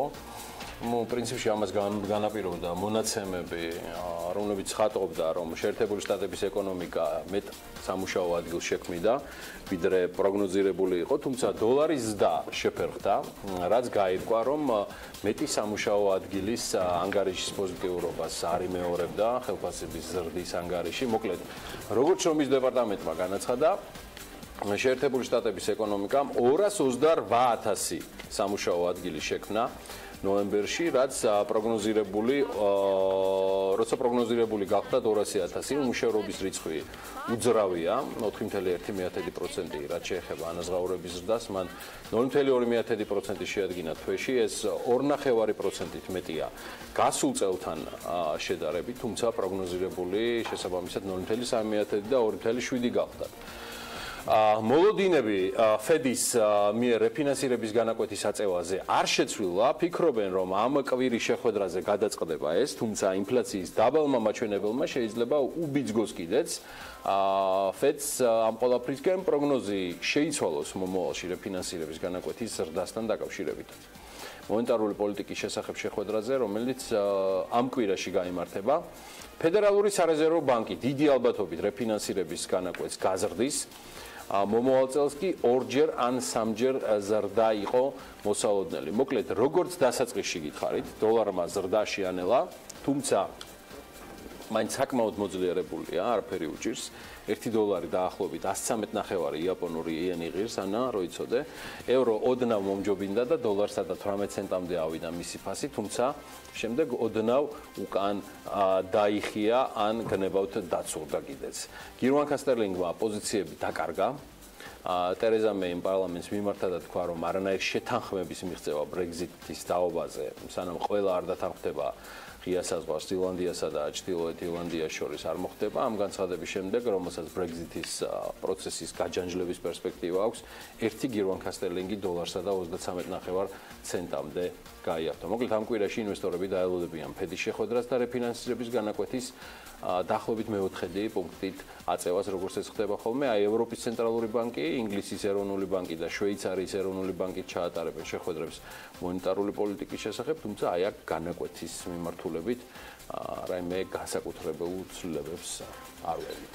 უნდა შევეცდები ხა კრიპტოვალუტებთან დაკავშირებითაც მივეწოდოთ ჩვენ მაყურებელს ინფორმაცია იმ ფონზე რომ $400-მდე იყო ბიტკოინის ფასი ამ დროისათვის შემიძლია გითხრათ რომ მისი ფასი სულ რაღაც $16,747-ია ბოლო 24 საათის განმავლობაში 22.3%-ის ზრდა იყო ბოლო ერთი კვირის განმავლობაში კი თითქმის 43%-იანი ზრდა დააფიქსირა ამ კრიპტოვალუტამ რაც შეეხება ეთერიუმს აქ ცოტა კლება გვაქვს ბოლო საათის განმავლობაში თუმცა 24 საათიან ჭრილში 15%-ს აჭარბებს ზრდის მაჩვენებელი და მისი ფასი ამ დროისათვის $524-მდე შეგვიძლია რომ დავამრგვალოთ.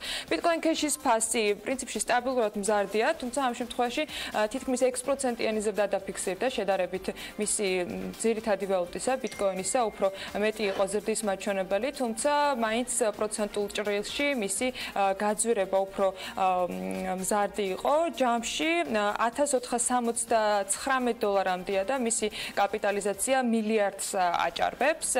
იოტას ფასთან დაკავშირებით შემიძლია გითხრათ, რომ კლებაა დაფიქსირებული თითქმის 4%-იანი ბოლო 24 საათის განმავლობაში, მაგრამ მაინც ბიტკოინს დაუბრუნდები, მით უმეტეს საინტერესო ამბები იყო საერთაშორისო ბაზრებზე, ჩიკაგოს ბირჟაზე ბიტკოინ ფიუჩერსების წარმატებული დებიუტი შედგა, როგორც როიტერი წერს, სხვათა შორის ვაჭრობის დაწყების განსაკუთრებული მოლოდინი იყო ამ ფონზე და თითქმის 20%-ზე მეტით გაიზარდა მაშინ ფასი, მაგრამ ჯერჯერობით ბოლო რეკორდს მაინც ვერ გადააბიჯა. ვაჭრობა 15,000 ნიშნულიდან დაიწყო დოლარის ფასით, მოგვიანებით კი 18,000-მდე წავიდა. ლუქსემბურგის ბირჟა კი ბიტკოინის ფასს $16,300 ადგენდა, რაც წლის დასაწყისიდან 1400%-იანი ზრდა იყო. დანარჩენი რა ხდება უკვე კრიპტოვალუტების ბაზარზე, ამას შოთა აუცილებლად მოგვიანებით შეგვატყობინებს ან მომდევნო გამოშვებებში, თუმცა წინ საინტერესო სტუმრიანობა გველოდება და ადგილობრივ ბაზარს უბრუნდებით, სადაც უფრო მყარად ვარ წარმოდგენილები, თანაც მთელი 800 წლიანი ისტორიით. ხო, ეჭვი მაქვს ჩვენი საქმიანი დილის მაყურებლებისთვის კიდევ ერთი სასიამოვნო თემა იქნება, საინტერესოდ ზურაბ წერეთლის სახელობის საგამოფენო დარბაზით დავიწყეთ გუშინ და დღეს უკვე სრულიად სხვა ბიზნესზე, თუმცა ისევ წერეთელთან დაკავშირებით უნდა ვისაუბროთ. ქართველი მხატვრის ზურაბ წერეთლის სახელს უკავშირდება ღვინისა და ალკოჰოლური სასმელების კომპანია Tsereteli Wine and Spirits ჩამოყალიბება. მე კიდევ სხვა სენტიმენტები მაკავშირებს ზურაბ წერეთელთან, რადგან მთელი ბავშვობა მეზობლობით გავატარეთ ამ ოჯახთან და შესაბამისად ორჯერ მეტად მოხარული ვარ წარმოგიდგინოთ თამარ ხავთასი, Tsereteli Wine and Spirits აღმასრულებელი მენეჯერი და თათია კირთბაია, Tsereteli Wine and Spirits საერთაშორისო ურთიერთობების დეპარტამენტის უფროსი და არახანეს დეპარტამენტი უკვე საჭიროა, ეჭვი მაქვს უკვე საკმაოდ საინტერესოდ ვისაუბროთ ექსპორტთან დაკავშირებით. დილა მშვიდობის. დილა მშვიდობის. მოგესალმებით. ღვინოსაც მოვგიდეთ ხელი. მიზეზი რატო გახდა ეს, იმიტომ რომ საინტერესოა მზარდია თუ მაინც რატომ? რა თქმა უნდა ძალიან საინტერესო არის ეს მიმართულება საქართველოსთვის, იქიდან გამომდინარე რომ საკმაოდ დიდი კულტურა გვაქვს, ძალიან დიდი ისტორია გვაქვს. და თვითონ იცი როგორ რაღაც დამაინტერესა თვითონ ამ ბრენდთან დაკავშირებით. საიდან ჩამოყალიბდა იდეა, რა აკავშირებს მათ ბატონ ზურაბ წერეთელთან, ან მოკლე ისტორია რომ მოგვიყე კომპანიისთან დაკავშირებით. დიახ, პირველ რიგში მადლობა მოწვევისთვის. ღვინისა და ალკოჰოლური სასმელების წარმოებელი კომპანია Tsereteli Wine and Spirits უკვე 3 წელია, რაც მოღვაწეობს ამ სფეროში. რაც შეეხება კავშირს ბატონ ზურაბ წერეთელთან, კომპანიის დაარსების იდეა უკავშირდება ბატონ ზურაბ წერეთლის შვილიშვილს ბატონ ვასიკო წერეთელს. დიახ, ვასიკო წერეთელს. მოგახსენებთ, რომ უბრალოდ ავღნიშნავ, რომ ბატონი ზურაბ წერეთლისთვის ეს საქმიანობა უკავშირდება და არის ერთ-ერთი ხელოვნების მიმართულება. ერთ-ერთი ხელოვნების მიმართულება ღვინის დაყენების პროცესი, რა თქმა უნდა, ესეც ერთ-ერთი ხელოვნება არის ჩემი აზრითაც. ჩვენი ღვინის ნიშა, ასე ვთქვათ, და ჩვენი პროდუქციის წარმატების ერთ-ერთი ფორმულა სწორედ ის არის, რომ ჩვენი პროდუქციის სრულ ასორტიმენტზე დატანილი არის ბატონ ზურაბ წერეთლის ნამუშევრები. ცნობილი და ორიგინალური სკულპტურებითა და ნახატებით არის გამოსახული ჩვენი ეტიკეტები.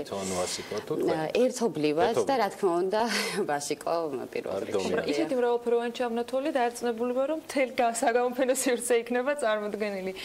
რამდენად სტაბილურად არის ხოლმე ეს შერჩეული ნახატები, ეტიკეტები წარმოდგენილი თუ აახლებთ და ანაცვლებთ? რა თქმა უნდა, სტაბილურად არის წარმოდგენილი და ასევე გეგმავთ განახლებასაც.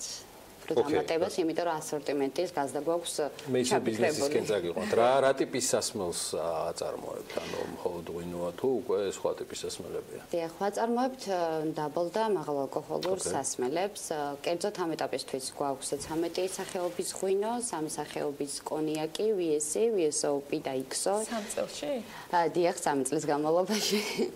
VSC, VSOP და XO, XO-თ ძალიან ვამოყავთ, 27 წლის დაძველებით გვაქვს და ასევე გვაქვს ორი სახეობის ჭაჭა, გოლდი და სილვერი. გამოგარია. და საფასო სეგმენტი? რაზეა გათვლილი? ყველანაირია თუ მაინც რაიმე კონკრეტულ სეგმენტზე აკეთებთ აქცენტირებას? კომპანიამ თავიდანვე განისაზღვრა, რომ უნდა ყოფილიყო ჩვენი პროდუქცია ყველასათვის ხელმისაწვდომი. შესაბამისად, გათვლილი გვაქვს როგორც მაღალ საფასო სეგმენტზე, ასევე დაბალ საფასო სეგმენტზე.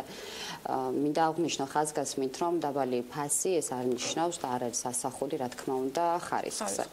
ჩვენი კომპანიის უპირველესი პრიორიტეტულია, რომ ფასით და ხარისხით თავიდან საქართველოს ბაზარზე იყო გათვლილი და ამის მიხედვით გადაწყვეტ, რომ დიფერენცირება მოგეხდინათ თუ იყო თავშივე გეგმა, რომ აუცილებლად უნდა გასულიყო ფარგლებს გარეთაც. ამაზე ჩემი კოლეგა თათია უკვე, იმიტომ რომ თან დეპარტამენტის ხელმძღვანელი ზუსტად მაგმიმართულებით. მოგესალმებით ჩვენს მაყურებელს. ჩვენი კომპანიის დაარსების მიზანი არის ქართული ღვინის პოპულარიზაცია, ცნობადობის გაზრდა საერთაშორისო მასშტაბით და ამისგან გამომდინარე, რა თქმა უნდა, ძალიან მნიშვნელოვანი და პრიორიტეტული არის ჩვენი კომპანიისთვის ექსპორტი.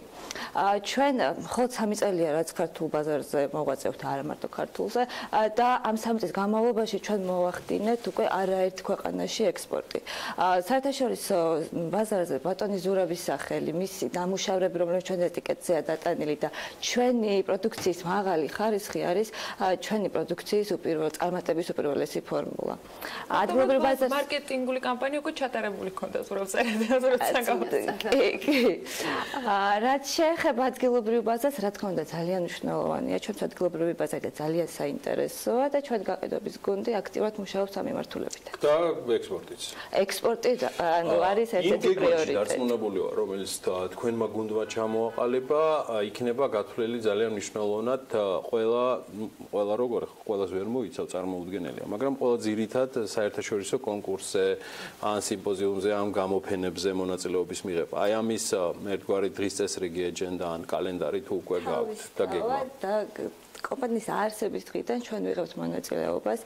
2015 წელს ჩვენ მივიღეთ საერთაშორისო გამოფენა პროდექსპოში მონაწილეობა და Tsereteli Wine and Spirits-ის ბრენდი Tsereteli XO და აღიარებულ იქნა როგორც წლის საუკეთესო სასმელად და დაჯილდოვდა გრან-პრით. ასევე ჩვენმა ღვინოებმა მიიღეს სიგელები და მედლები. 2016 წელს შემონაწილეობა მივიღეთ მსოფლიოს მასშტაბურ საერთაშორისო გამოფენაში ჩინეთში, CWSA-ში. აი წერან უყურებდით. კი.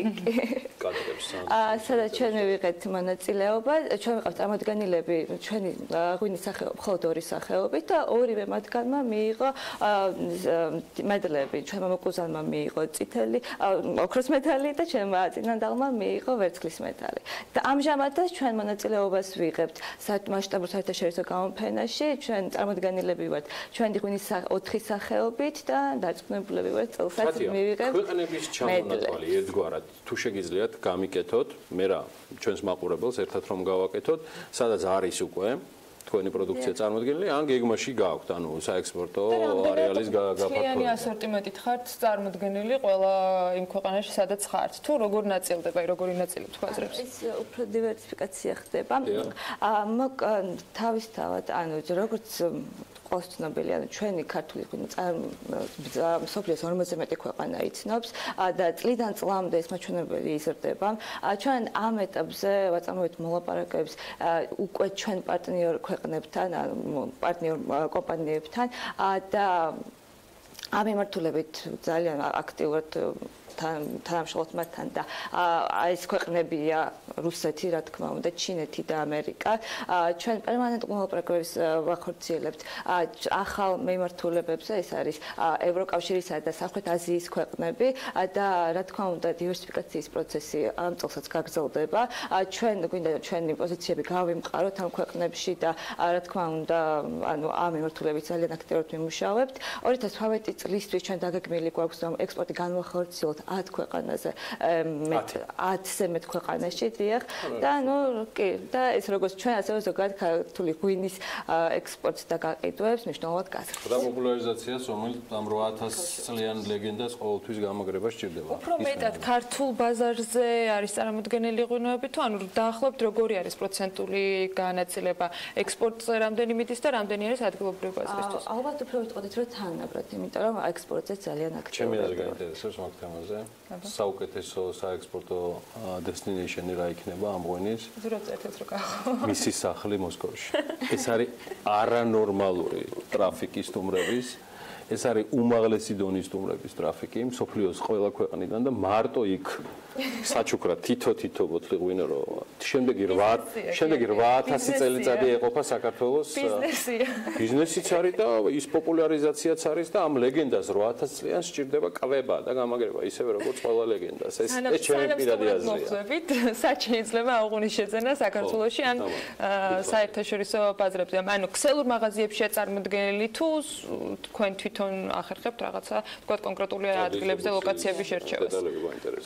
რა თქმა უნდა, ჩვენი პროდუქცია ადგილობრივ ბაზარზე წარმოდგენილი არის წამყვან ობიექტებში, ასევე სხვა სავაჭრო ობიექტებში, ასევე ხორეკას მიმართულებით, რესტორნებში, კაფეებში, ბარებში.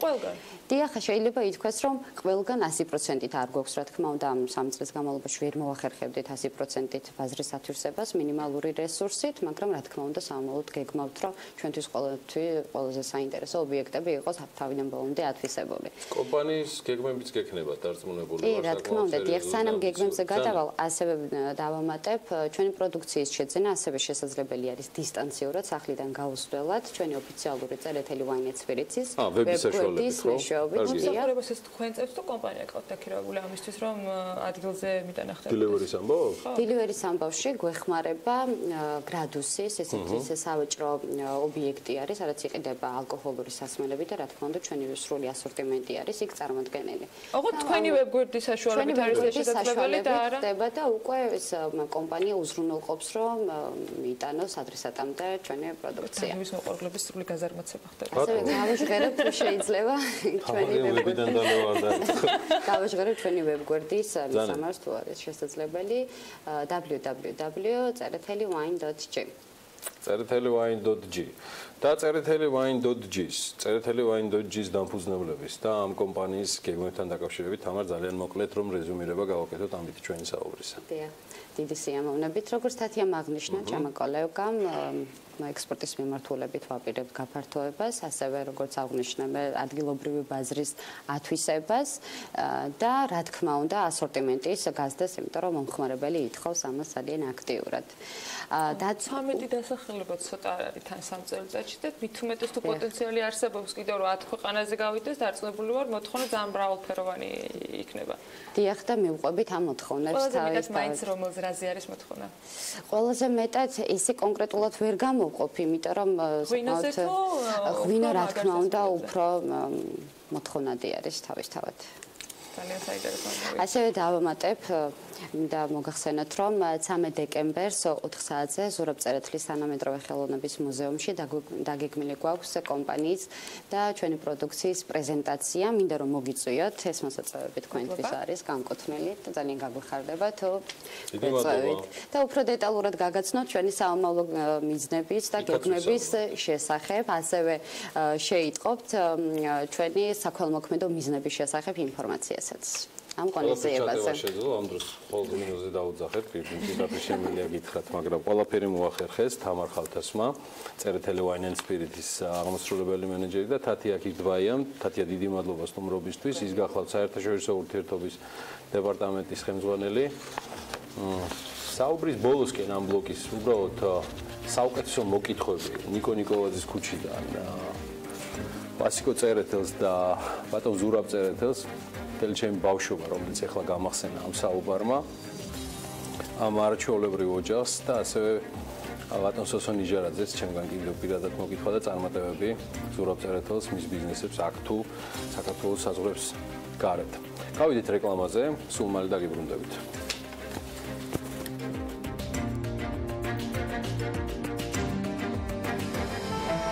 ამინდის პროგნოზის სპონსორია SEU დეველოპმენტი.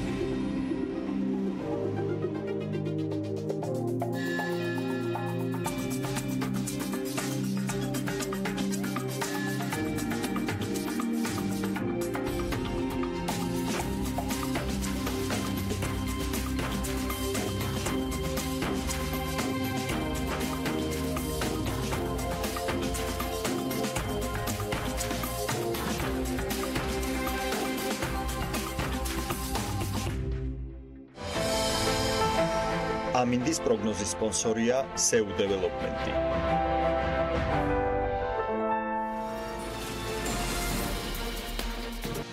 2018 წლის 1 იანვრიდან საქართველოში 2006 წლის 1 აპრილამდე გაცემული მართვის მოწმობების იურიდიული ძალა იკარგება. იმ შემთხვევაში თუ მოქალაქემ 2018 წლის 1 იანვრამდე ან სულ რაღაც ორი კვირა დარჩენილი ვერ შეცვალა მართვის მოწმობა, დოკუმენტი ავტომატურად ძალადაკარგულად ჩაიცვლება. მოქალაქე ავტომობილის მართვა შეძლებს მხოლოდ მას შემდეგ, რაც მართვის მოწმობა შეცვლის. ის თუნდა აღნიშნოთ, რომ მართვის მოწმობის შეცვლის მსურველები არც 2018 წლის 1 იანვრის შემდეგ ჩააბარებენ თეორიულ და პრაქტიკულ გამოცდას. სწორედ ამ თემაზე გავაგრძელებთ საუბარს. კიდევ რა მოთხოვნებია, რა უნდა გავითვალისწინოთ იმისათვის, რომ ერთხელ არ აღმოჩნდეს, რომ მართვის მოწმობის გარეშე ვართ. იმედა მაკასარაშვილის შინაგან საქმეთა სამინისტროს მომსახურების სააგენტოს ცენტრალური სერვისების ბიუროს უფროს მასპინძლობთ საქმიანი დილაში. მოგესალმებით ბატონო იმედა. მადლობა იმისთვის, რომ ხარ ჩვენთან ერთად. თარიღები დავასახელე უკვე, იმიტომ რომ ამაზე ბევრჯერ შევახსენეთ მაყურებელს, რომ 1 იანვრამდე მათ უნდა შეამოწმონ, აქვთ თუ არა შესაძლებელი მართვის მოწმობები. რა სტატისტიკა შეგიძლიათ გითხრათ? რამდენმა შეცვალა და რამდენად აქტიურია მოსახლეობა? ბოლო ორთვის სტატისტიკის მიხედვით, ანუ როცა უკვე აქტიურ ფაზაში შევიდა მართვის შეცვლის პროცესი, დაახლოებით 50,000 სულს აქვს უკვე შეცვლილი მართვის მოწმობა და სადღაც 90,000-მდე არის დარჩენილი პიროვნება, რომელსაც კიდევ ხელზე აქვს ძველი მართვის მოწმობები და არ გამოახლებიათ. ვერ მოასწრეს, იმიტომ რომ ბევრი განაცხადი იყო თუ არ ვიცი, შეიძლება ვერ მოასწრეს, შეიძლება ვერ მოვიდნენ, არ მოვიდნენ მოსახლეობის სააგენტოში. ნუ ამისი საკმაოდ დიდი დრო ჰქონდათ ჯერ კიდევ 2014 წლის 1 მარტს გამოცხადეთ და თქვით რომ ეს განმეორება შევიდა 2014 წლის 1 მარტს და მაშინ გამოცხადეთ რომ უნდა შეცვლილიყო მართლმსაჯულები და განახლებულიყო 2014 წლის 1 იანვარიდან. ცვლილება გამოწვეულია იმ საკანონმდებლო ცვლილებებით რომელიც აღნიშნე, ანუ 2014 წლის 1 მარტს ძალა შევიდა კანონის საგზავნო მოძრაობის შესახებ, რომელმაც განმარტა რომ ძველ მართლმსაჯულებს ანუ 2006 წლის 1 აპრილამდე გაცემული მართლმსაჯულების იურიდიული ძალა შენარჩუნებული ყოფილიყო 2018 წლის 1 იანვრამდე, ხოლო 2006 წლის 1 აპრილიდან 2014 წლის 1 მარტამდე გაცემული მართლმსაჯულების იურიდიული ძალა განისაზღვრა 2028 წლის 1 სექტემბერი. ხოლო ეს კანონი მიღებული იქნა ევროკავშირის დირექტივების მოთხოვნების გათვალისწინებით, რომელიც ერთ-ერთი მთავარი მოთხოვნა ის იყო, რომ ქვეყანაში მართლმსაჯულების უნდა ქონოდათ აუცილებლად სავალდებულო მოქმედების ვადა და გარკვეული პერიოდის განმავლობაში უნდა ხდებოდეს მძღოლის ფიზიკური და ჯანმრთელობის მდგომარეობის შემოწმება. ანუ როცა საბუთს ცვლიან, ეხლა ხდება თუ არა შემოწმება ეს მაინტერესებს. ანუ ფოტო თავისთავად ერთ-ერთი მნიშვნელოვანია, როცა ახალგაზრდობის ფოტო არამატო ფოტო აუცილებელი ერთ-ერთი მთავარი დოკუმენტი, რაც უნდა წარმოადგინოს მომსახურების სააგენტოში, ეს არის ჯანმრთელობის მდგომარეობის შესახებ ცნობა, ფორმა 100. რომელიც უნდა წარმოადგინონ ნებისმიერი დაწესებულებიდან, პოლიკლინიკიდან და დღეს ახალ ტერმინოლოგიის განმარტება მაქვს დილიდან, მაგრამ ვისარგებლებ შემთხვევით და ვიტყვი, რომ აი ფსიხოს რასაც ეძახიან, რო გადაეჩვით ფორმა 100-ია საუბარი, ჯანმრთელობის ცნობა, ჩვეულებრივი, რომელიც შეგიძლიათ მიიღოთ პოლიკლინიკებში, საავადმყოფოებში, ისარგებლეთ თქვენი დაზღვევის სერვისით და ეს გაცილებით გააიოლებს, იმიტომ რომ მე დავიკავე წელს მაგალითად თადარიგი და ჩემთან ერთად მოვკიდე მას ხელი, ავიღეთ ეს ფორმა 100 და გაცილებით ადრე რამდენიმე თვის წინ ყოველგვარი რიგის გარეშე შევცვალე. ნამდვილად შეგამოწმეთ ფორმა 100-ის მოწმების. ფორმა 100-ის შემომოწმეს, მე ვიცი რომ ეხლა ხარობს სრულიად და საეთერო ჩემ ფორმა 100-თან და ჩემ ფსიქოსთან დაკავშირებით, მაგრამ ვერ. მაგით ვარ ვიკითხე. სულად გავიარე. მაგით ფორმა 100-ია, ფსიქოს დაანებეთ თავი. და მე ჯანმრთელი ვარ. მართლა არ მეკითხოს მაგოტებში, თუმცა ცუდად არ გამომსვლია. მაინტერესებს აი მხედველობას თუ ამოწმებენ, ამდენ ამოწმებენ სხვა ყველა დანარჩენ უნიმუნას. სრულად ამოწმებენ ბატონო იმე და ყველაფერს ამოწმებენ, ანა თავიდან ბოლომდე. იქ ვიყავი. გარდა იმისა, რომ დედაჩემის პროცედურებსაც ვაკვირდებოდი, მხედველობიდან დაწყებული, სიარული, მოტორიკა, აი რა გითხრა, უკლებლივ ყველაფერი მოწმდება. განახლების შემთხვევაში მიდიხარ ეუნები რომ მინდა მართვის მოწმობის შეცვლა და გინდა ფორმა 100. რამდენი პროცედურაა? ფორმა 100-ის აღება, რამდენიმე წუთიანი და გაცილებით კიდე ნაკლებია უფრო თვითონ მართვის მოწმობის შეცვლა. უბრალოდ აქამდე არ უნდა მიიღო. დამოკიდებული აუცილებლად თუ უფრო მაღალი კატეგორიები გაქვს, რა თქმა უნდა მოთხოვნა უფრო მეტია და ის პირები, ვინც გადაადგილდებიან სათუთო სატრანსპორტო საშუალებით ან გადაყავთ მგზავრები, მათზე უფრო სხვა კრიტერიუმები მოქმედებს. ის 80,000 ადამიანი, რომელიც იანვრამდე თქვათ ვერ მოასწრებს, რომ შეცვალოს თავისი მართვის მოწმობა. ეს იმას ნიშნავს, რომ ისინი ვერ მართავენ მანქანას იქამდე, სანამ არ შეცვლიან საკუთარ განმარტავ, ანუ იმის გამო, რომ დღესდღეობით მომსახურების სააგენტოში საკმაოდ დიდი რიგებია, შინაგან საქმეთა მინისტრის გადაწყვეტილებით მომსახურების სააგენტო მუშაობის განსაკუთრებულ რეჟიმზეა გადასული და მომსახურების გამოიხატება იმაში, რომ მომსახურების სააგენტოში შეგიძლიათ მოგზავნდეთ დილის 10:30-დან საღამოს 10 საათამდე და გადაცვალოთ მართლმსაჯულება. ამ პერიოდის განმავლობაში მომსახურების სააგენტოს თანამშრომლები მუშაობენ და ცვლიან მართლმსაჯულებას. ყოველთვის ასე იყო 10-დან 10-მდე? არა. ეხლა სპეციალური რეჟიმი. ეს არის განსაკუთრებული რეჟიმი იმის გამო, რომ საკმაოდ ხალხმრავლობაა და საკმაოდ ბევრი სრულველია და რომ მოასწრონ მართლმსაჯულების შეცვლა ყველა სრულულმა რომ მოასწროს. მინდა აღნიშნო კიდევ 15 ლარების მართლმსაჯულების შეცვლა და მინდა აღნიშნო კიდევ რომ რიგებს აფერხებს ის ხალხი, ვისაც ნამდვილად არ ჭირდება მართლმსაჯულების შეცვლა, მოდის ესეთი პიროვნება, რომელსაც მართლმსაჯულებასაც ვადა აქვს ჯერ კიდევ 2028 წლამდე და უმეტესი რაოდენობა დაახლოებით 60% ესეთი პიროვნებებია ეხლა. ანუ რა უნდა ქნან? ბატონო იმედა, ანუ დახედონ მართვის მოწმობას და თუ ვადიანობა არის რომ მაგალითად 2028 წლამდე არ აწერია მართლმსაჯულებს, უბრალოდ უნდა შეხედონ ვიზუალურად თუ 2028 წლის შემდეგ გაცემულ მართლმსაჯულებს 2006 წლის 1 აპრილში გაცემულ მართლმსაჯულებს აქვს ლურჯი ფერის ლურჯი ფერის პლასტიკური ბარაცია დაბეჭდილი. თუ ესეთ მართლმსაჯულება გააჩნია ვინმეს, მას არ ეკუთვნის მართლმსაჯულება, არ აქვს სავალდებულება შეცვალოს მართლმსაჯულება. უფრო ადრე გაცემული მარცვლები, დიდი მარცვლები იყო, აი ესეთი მარცვლები. ვისაც მოკლედ აი ასეთი დიდი ძველი მართვის მოწმობები აქვს აუცილებლად უნდა შეცვალოთ და ვისაც პატარა ჩვეულებრივი აი ბარათის ხელა, ლურჯი მარცვლების შეცვლის ვალდებულება დღეს პლასტიკურ ბარათებზე ვისაც გაქვთ, ანუ გამომდინარე იქიდან რომ შემეშალა ვადები არ ეწერია მაგას, პლასტიკური ბარათებზე რაც არის ნუ მიხვალთ ყველა, ნურც თქვენ საკუთარ დროს დაკარგავთ და ნურც სხვა შეაფეთქებთ. მაგრამ ეხლა უკვე ვადიანი მართვის მოწმობები გაიცემა და ყველა მარცვლობას აწერია თავის მოქმედების ვადა და A და B კატეგორიის, ანუ სუბუქი სატრანსპორტო საშუალებისთვის და მოტოციკლეტებისთვის განსაზღვრული არის 15 წელი, ხოლო უფრო მაღალი კატეგორიის სატრანსპორტო საშუალებისათვის მოქმედების ვადა არის 5 წელი. იქიდან გამომდინარე, საერთაშორისო სტანდარტებს უახლოვდებით გარკვეულწილად. ეს მართვის მოწმობები, რომლებიც ახლა გაიცემა, არის თუ არა იმ უფლებით აღჭურვილი, მისი მფლობელი, რომ მათ შორის საერთაშორისო გზებზეც გამოიყენოს, ან საზღვარგარეთ მოგზაურობისას? ეს არის ეროვნული ნიმუშის მართვის მოწმობა და მისი გამოყენება შესაძლებელია ნებისმიერ ქვეყანაში, ყველა ქვეყანას აქვს თავისი წესი, თუ როგორ დაუშვებს უცხო ქვეყნის მარცვლობას და რა ვადით დაუშვებს თავის ტერიტორიაზე. არსებობს კონვენცია, რომელიც განსაზღვრავს გარდა ამ ეროვნული ნიმუშის და საერთაშორისო მარცვლების ნიმუშს და ზოგიერთ ბევრი ქვეყანა, მაგალითად, იმისათვის რომ მისთვის უფრო გასაგები იყოს მარცვლების მოქმედების ვადები, უფრო გასაგები იყოს, რამდენად სწორად აქვს აღებული პიროვნება, ანუ რამდენად ვალიდურია ამ პიროვნების მარცვლება, ეროვნული მარცვლება, ითხოვს საერთაშორისო მარცვლების ნიმუშს. თუმცა ბევრი ქვეყანა, მაგალითად, ევროკავშირის უმეტესი ქვეყანა არ ითხოვს საქართველოს მოქალაქეებისგან საერთაშორისო მარცვლების ნიმუშს და საქართველოს მოქალაქეები შეუძლიათ გადაადგინენ ეროვნული მარცვლების ნიმუშით. მით უმეტეს, რომ ახალი მარცვლება შეესაბამება, სულად შეესაბამება იმ სტანდარტებს, რაც არის ევროკავშირში, რაც მოქმედებს ევროპის ქვეყნებში და ადვილად გასაგებია ყველასთვის, თუ როდის ხო გაცემული, რა ვადით მოქმედებს, ვიზია გაცემული და ასე შემდეგ. კიდევ ერთი სიახლე ასევე ევროსტანდარტებთან დაახლოებისათვის შეეხებოდა სანომრე ნიშნებს. ამ შემთხვევაში რა ხდება, ვადები როგორ არის განსაზღვრული და ვის ეხება? ორმარცვლიანი სანომრე ნიშნები ალბათ არ ახდება, რომელიც 2014 წლის 1 სექტემბრამდე მოქმედება, მათი ვადა არის 2020 წელი, 2020 წლამდე შეგვიძლიათ გამოიყენოთ აღნიშნული სანომრე ნიშნები. ხოლო 2020 წლის შემდეგ უკვე ყველას უნდა ქონდეს ახალი სანომრე ნიშნები და ნუ რა ვიცი თუ ყურადღებით მოკიდებიან ამ საკითხსაც, კარგი იქნება და ბოლო დღეს არ შემოინახავენ თავენ სანომრე ნიშნის გადაცვლის ვადას. ისევ რიგები არ დადგეს და რიგებში არ მოუწიოთ ხოლმე. სანომრე ნიშნის შეცვლა ბატონო იმედა რა ჯდება?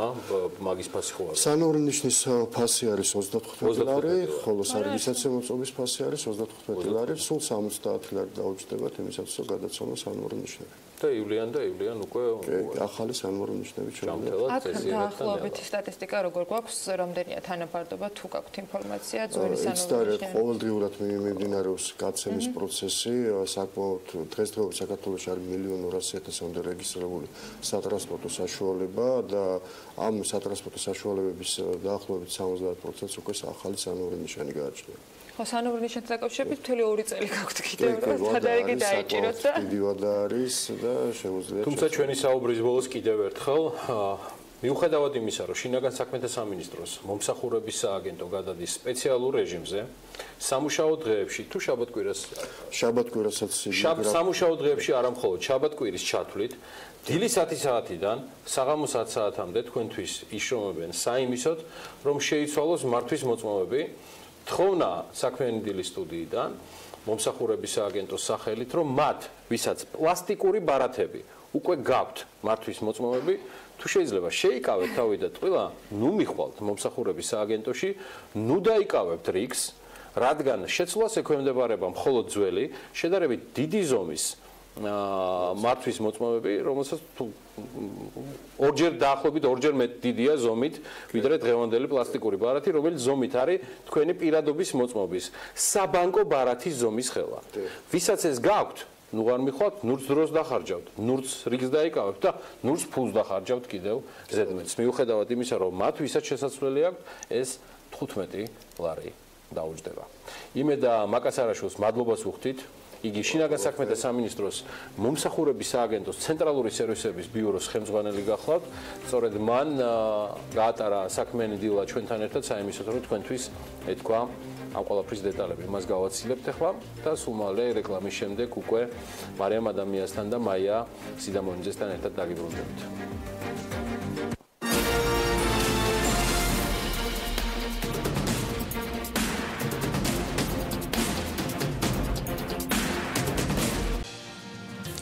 გადაცემის ბოლოს უნდა მოგიყვათ აჭარული ხაჭაპურის ამერიკული ისტორია. აღმოჩნდა, რომ უილიამსბურგში, ერთ-ერთ უბანში, სადაც ქართული პისტრო გაიხსნა, სტუმრებს თავაზობდნენ ჩიზბოუთს. და ძალიან ბევრი კითხვა ისმენა იმასთან დაკავშირებით, რა არის ეს ჩიზბოუთი, ანუ ყველის ნავი, ასე ვთქვათ, პირდაპირ თარგმანში. აღმოჩნდა, რომ ეს ამერიკული აჭარული ხაჭაპური. ამერიკის ხმა მოგვიმზადა სპეციალურად რეპორტაჟი ქართულ აჭარულ ხაჭაპურზე ამერიკული ისტორიით. უილიამსბურგი ბრუკლინში ერთ-ერთი ყველაზე არტისტული, ახალგაზრდული და ჰიპსტერული უბანია. ამ უბნის ერთ მყუდრო ბისტროში აჭარული ხაჭაპურის 10-მდე სახეობას გასინჯავთ. აქ აჭარულს ჩიზბოუთს ეძახიან. მოგზავნით ჩიზბოუთში. ჩიზბოუთი დავითაშვილების საოჯახო ბიზნესია. მათ კერძებზე დაწერა ჟურნალმა ნიუ-იორკერმა და მას ქართული სამზარეულოს გარდასახვა უწოდა. ბევრი ვიფიქრეთ, ანუ რა უნდა დაგვერქვა რესტორნისთვის და ასევე აჭარული ხაჭაპურისთვის ამერიკულად, ასე ვთქვათ. და მე ლეგენდა რო არის აჭარული ხაჭაპურის, რომ მოდის ბათუმიდან, რომ ეს მეზღვაურები, როდესაც ბრუნდებოდნენ სახლში, ცოლები უხვედრებდნენ ხოლმე ამ აჭარულს, რომელსაც აქვს, მზის სიმბოლო, რომელიც არის, ასე ვთქვათ, ეს კვერცხი, გული და ეს მრგვალი ყველისის ნაწილი. მანდიდან წამოვიდა ეს ჩიზბოუთი, იმიტომ რომ ძალიან გავს ნავს. თან რაღაც ასოცირდება, იმიტომ რომ რაღაც მეზღვაურები რომ მოდიოდნენ რაღაც ეს და ყველის ნავი. ჩიზბოუთი, ანუ ყველის ნავი, ტრადიციული ქართული რესტორანი არ არის. ის ექსპერიმენტების ადგილია. chicken cheeseboat, bacon cheeseboat, ხორცით და ესე და ჩვენ ამან უფრო თამამი ნაბიჯები გადაგვადგმევია და აი ფანტაზიას არ აქვს საზღვარი რაღაცა blue cheese და კიდე უამრავი ტკბილი cheeseboat-ი, რატომაც არა. ხაჭაპურში შეიძლება ექსპერიმენტი ყველი და პურში, რატომაც არა. ეს რა ხაჭაპური? ეს ეხლახანს დავამატეთ მენიუში, არის აჭარული ხაჭაპური ბაჟეთი, საცივი. რომელიც მოვიფიქრეთ მადლიერების დღისთვის, Thanksgiving-ისთვის, იმიტომ რომ აქ ხონუ ტრადიცია ეს ინდაურის ხორცის გაკეთება მაგ დღეს და ნუ ასე ვთქვათ ძალიან კარგად ჩაჯდა ანუ ეს ინდაურის ბაჟე აჭარულთან ერთად და სხვათა შორის ძალიან გემრიელი არის, ძალიან უხდება. ქართული სამზარეულო აღმოჩენა იყო შუშანა ჰაინცესთვის. ის რესტორნის მიმტანია და იქ მისულ სტუმრებს უკვე საქართველოზე უყვება. ხშირად მეკითხებიან რა არის ჩიზბოუთი. მე ვპასუხობ, რომ ეს ყველით სავსე ნავია, რომ ის ძალიან ჰგავს პიცას, მაგრამ ბევრად მეტი ყველი აქვს. მერე საქართველოზეც მეკითხებიან, მე თვითონ ბევრი არაფერი ვიცოდი საქართველოზე. ახლა კი სტუმრებს ვეუბნები, რომ ქართველებს ძალიან კარგი ღვინო აქვთ და ჭამა უყვართ. ჩვენი სტუმრები ხშირად ბრუნდებიან, ხან მარტო, ხანაც მეგობრები და ოჯახის წევრები მოჰყავთ. დავითაშვილების მომდევნო გაჩერება კალიფორნია იქნება. დასავლეთის სანაპიროზე მისულ სტუმრებს ხაჭაპურის სხვა სახეობებთან ერთად ორიგინალური თევზის ჩიზბოუთის დაგემოვნება შეეძლებათ. ნანა საჯაია, ამერიკის ხმა, ნიუ-იორკი. არ ვიცი, აჭარული ხაჭაპურის მეთევზეთა საყვარელ საჭმელად ქცევას ამერიკაში როგორ დაედო საფუძველი და როგორ განვითარდა მოვლენები პრინციპში ამერიკის ხმის სიუჟეტის მიღმა, თუმცა ახლა სათევზაო სფეროდან გადავალთ სამონადირეო ტურიზმზე.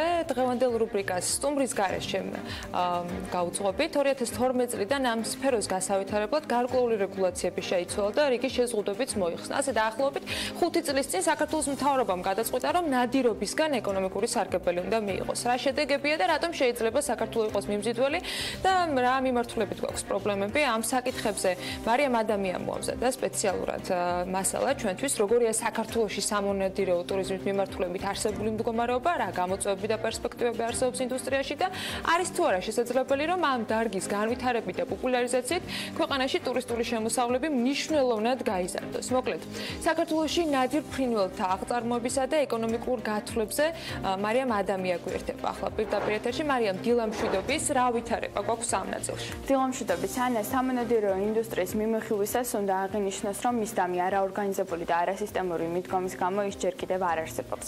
სამონადირეო დარგში წარმატებული ქვეყნებისაგან განსხვავებით, საქართველოში საზოგადოებრივი ორგანიზაციების როლი დაკნინებულია როგორც მოქმედი კანონმდებლობით, ასევე თავად საზოგადოების ნაკლებად აქტიური პოზიციით. თუმცა, ბოლო წლებში საზოგადოების შედარებით გააქტიურების შედეგად შეიქმნა რამდენიმე სამონადირეო კლუბი, საზოგადოება, ფედერაცია და რაც მთავარია, მოხერხდა ყველა მათგანის გაერთიანება საქართველოს მონადირეთა და მეთევზეთა ფედერაციის ქვეშ.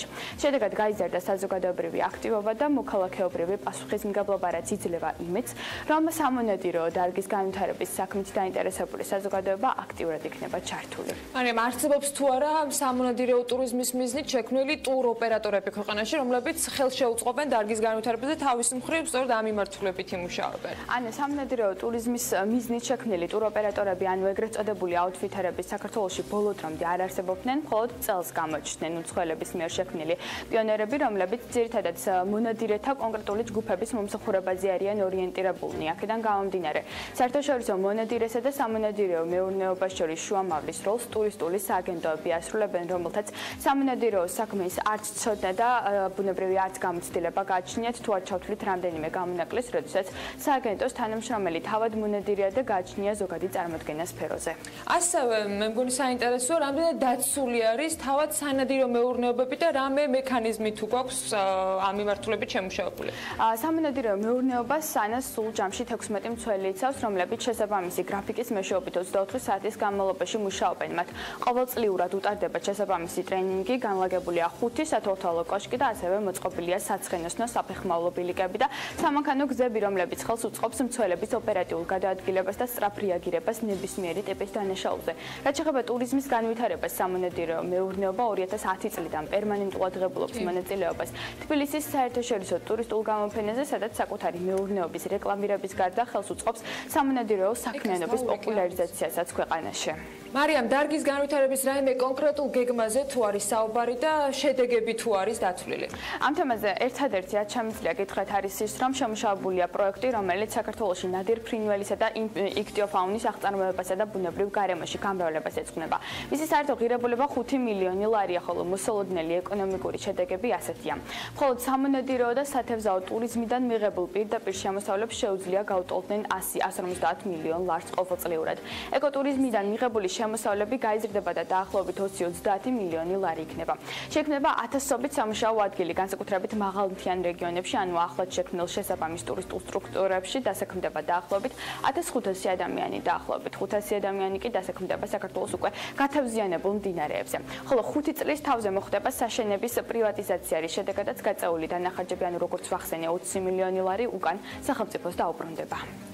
მადლობა მარიამ ადამიანს. ამ თემასთან დაკავშირებით ძალიან ბევრნაირი მოსაზრების მოსმენა შეიძლება და დარწმუნებული ვარ საქმიანი დილის მაყურებელს უახლოეს მომავალში შევძლებთ, რომ შევთავაზოთ მათ შორის ამ ტურიზმის სფეროს დარგის სპეციალისტებს, მათ ვინც დაინტერესებულია, მათ შორის სამონადირეო ტურიზმით, ამ ბიზნესით არის დაინტერესებული, სახელმწიფო პოლიტიკასაც მოვისმენთ, რა შედეგებია ამ მიმართულებით და რა ნაბიჯებია გადადგმული. როგორც ვახსენე, 2012 წლიდან გარკვეული ცვლილებები შევიდა, თუმცა არსებობდა პრეტენზიები, არსებობდა ასევე მათი მოსაზრებები, ვინც ამ სფეროს ასეთი მიმართულებით განვითარებას არ ემხრობოდა, რა თქმა უნდა, ცხოველთა უფლებების დამცველების პოზიციები, რომლებიც განსხვავებულად აღიქვამენ ტურიზმის ამ მიმართულებას.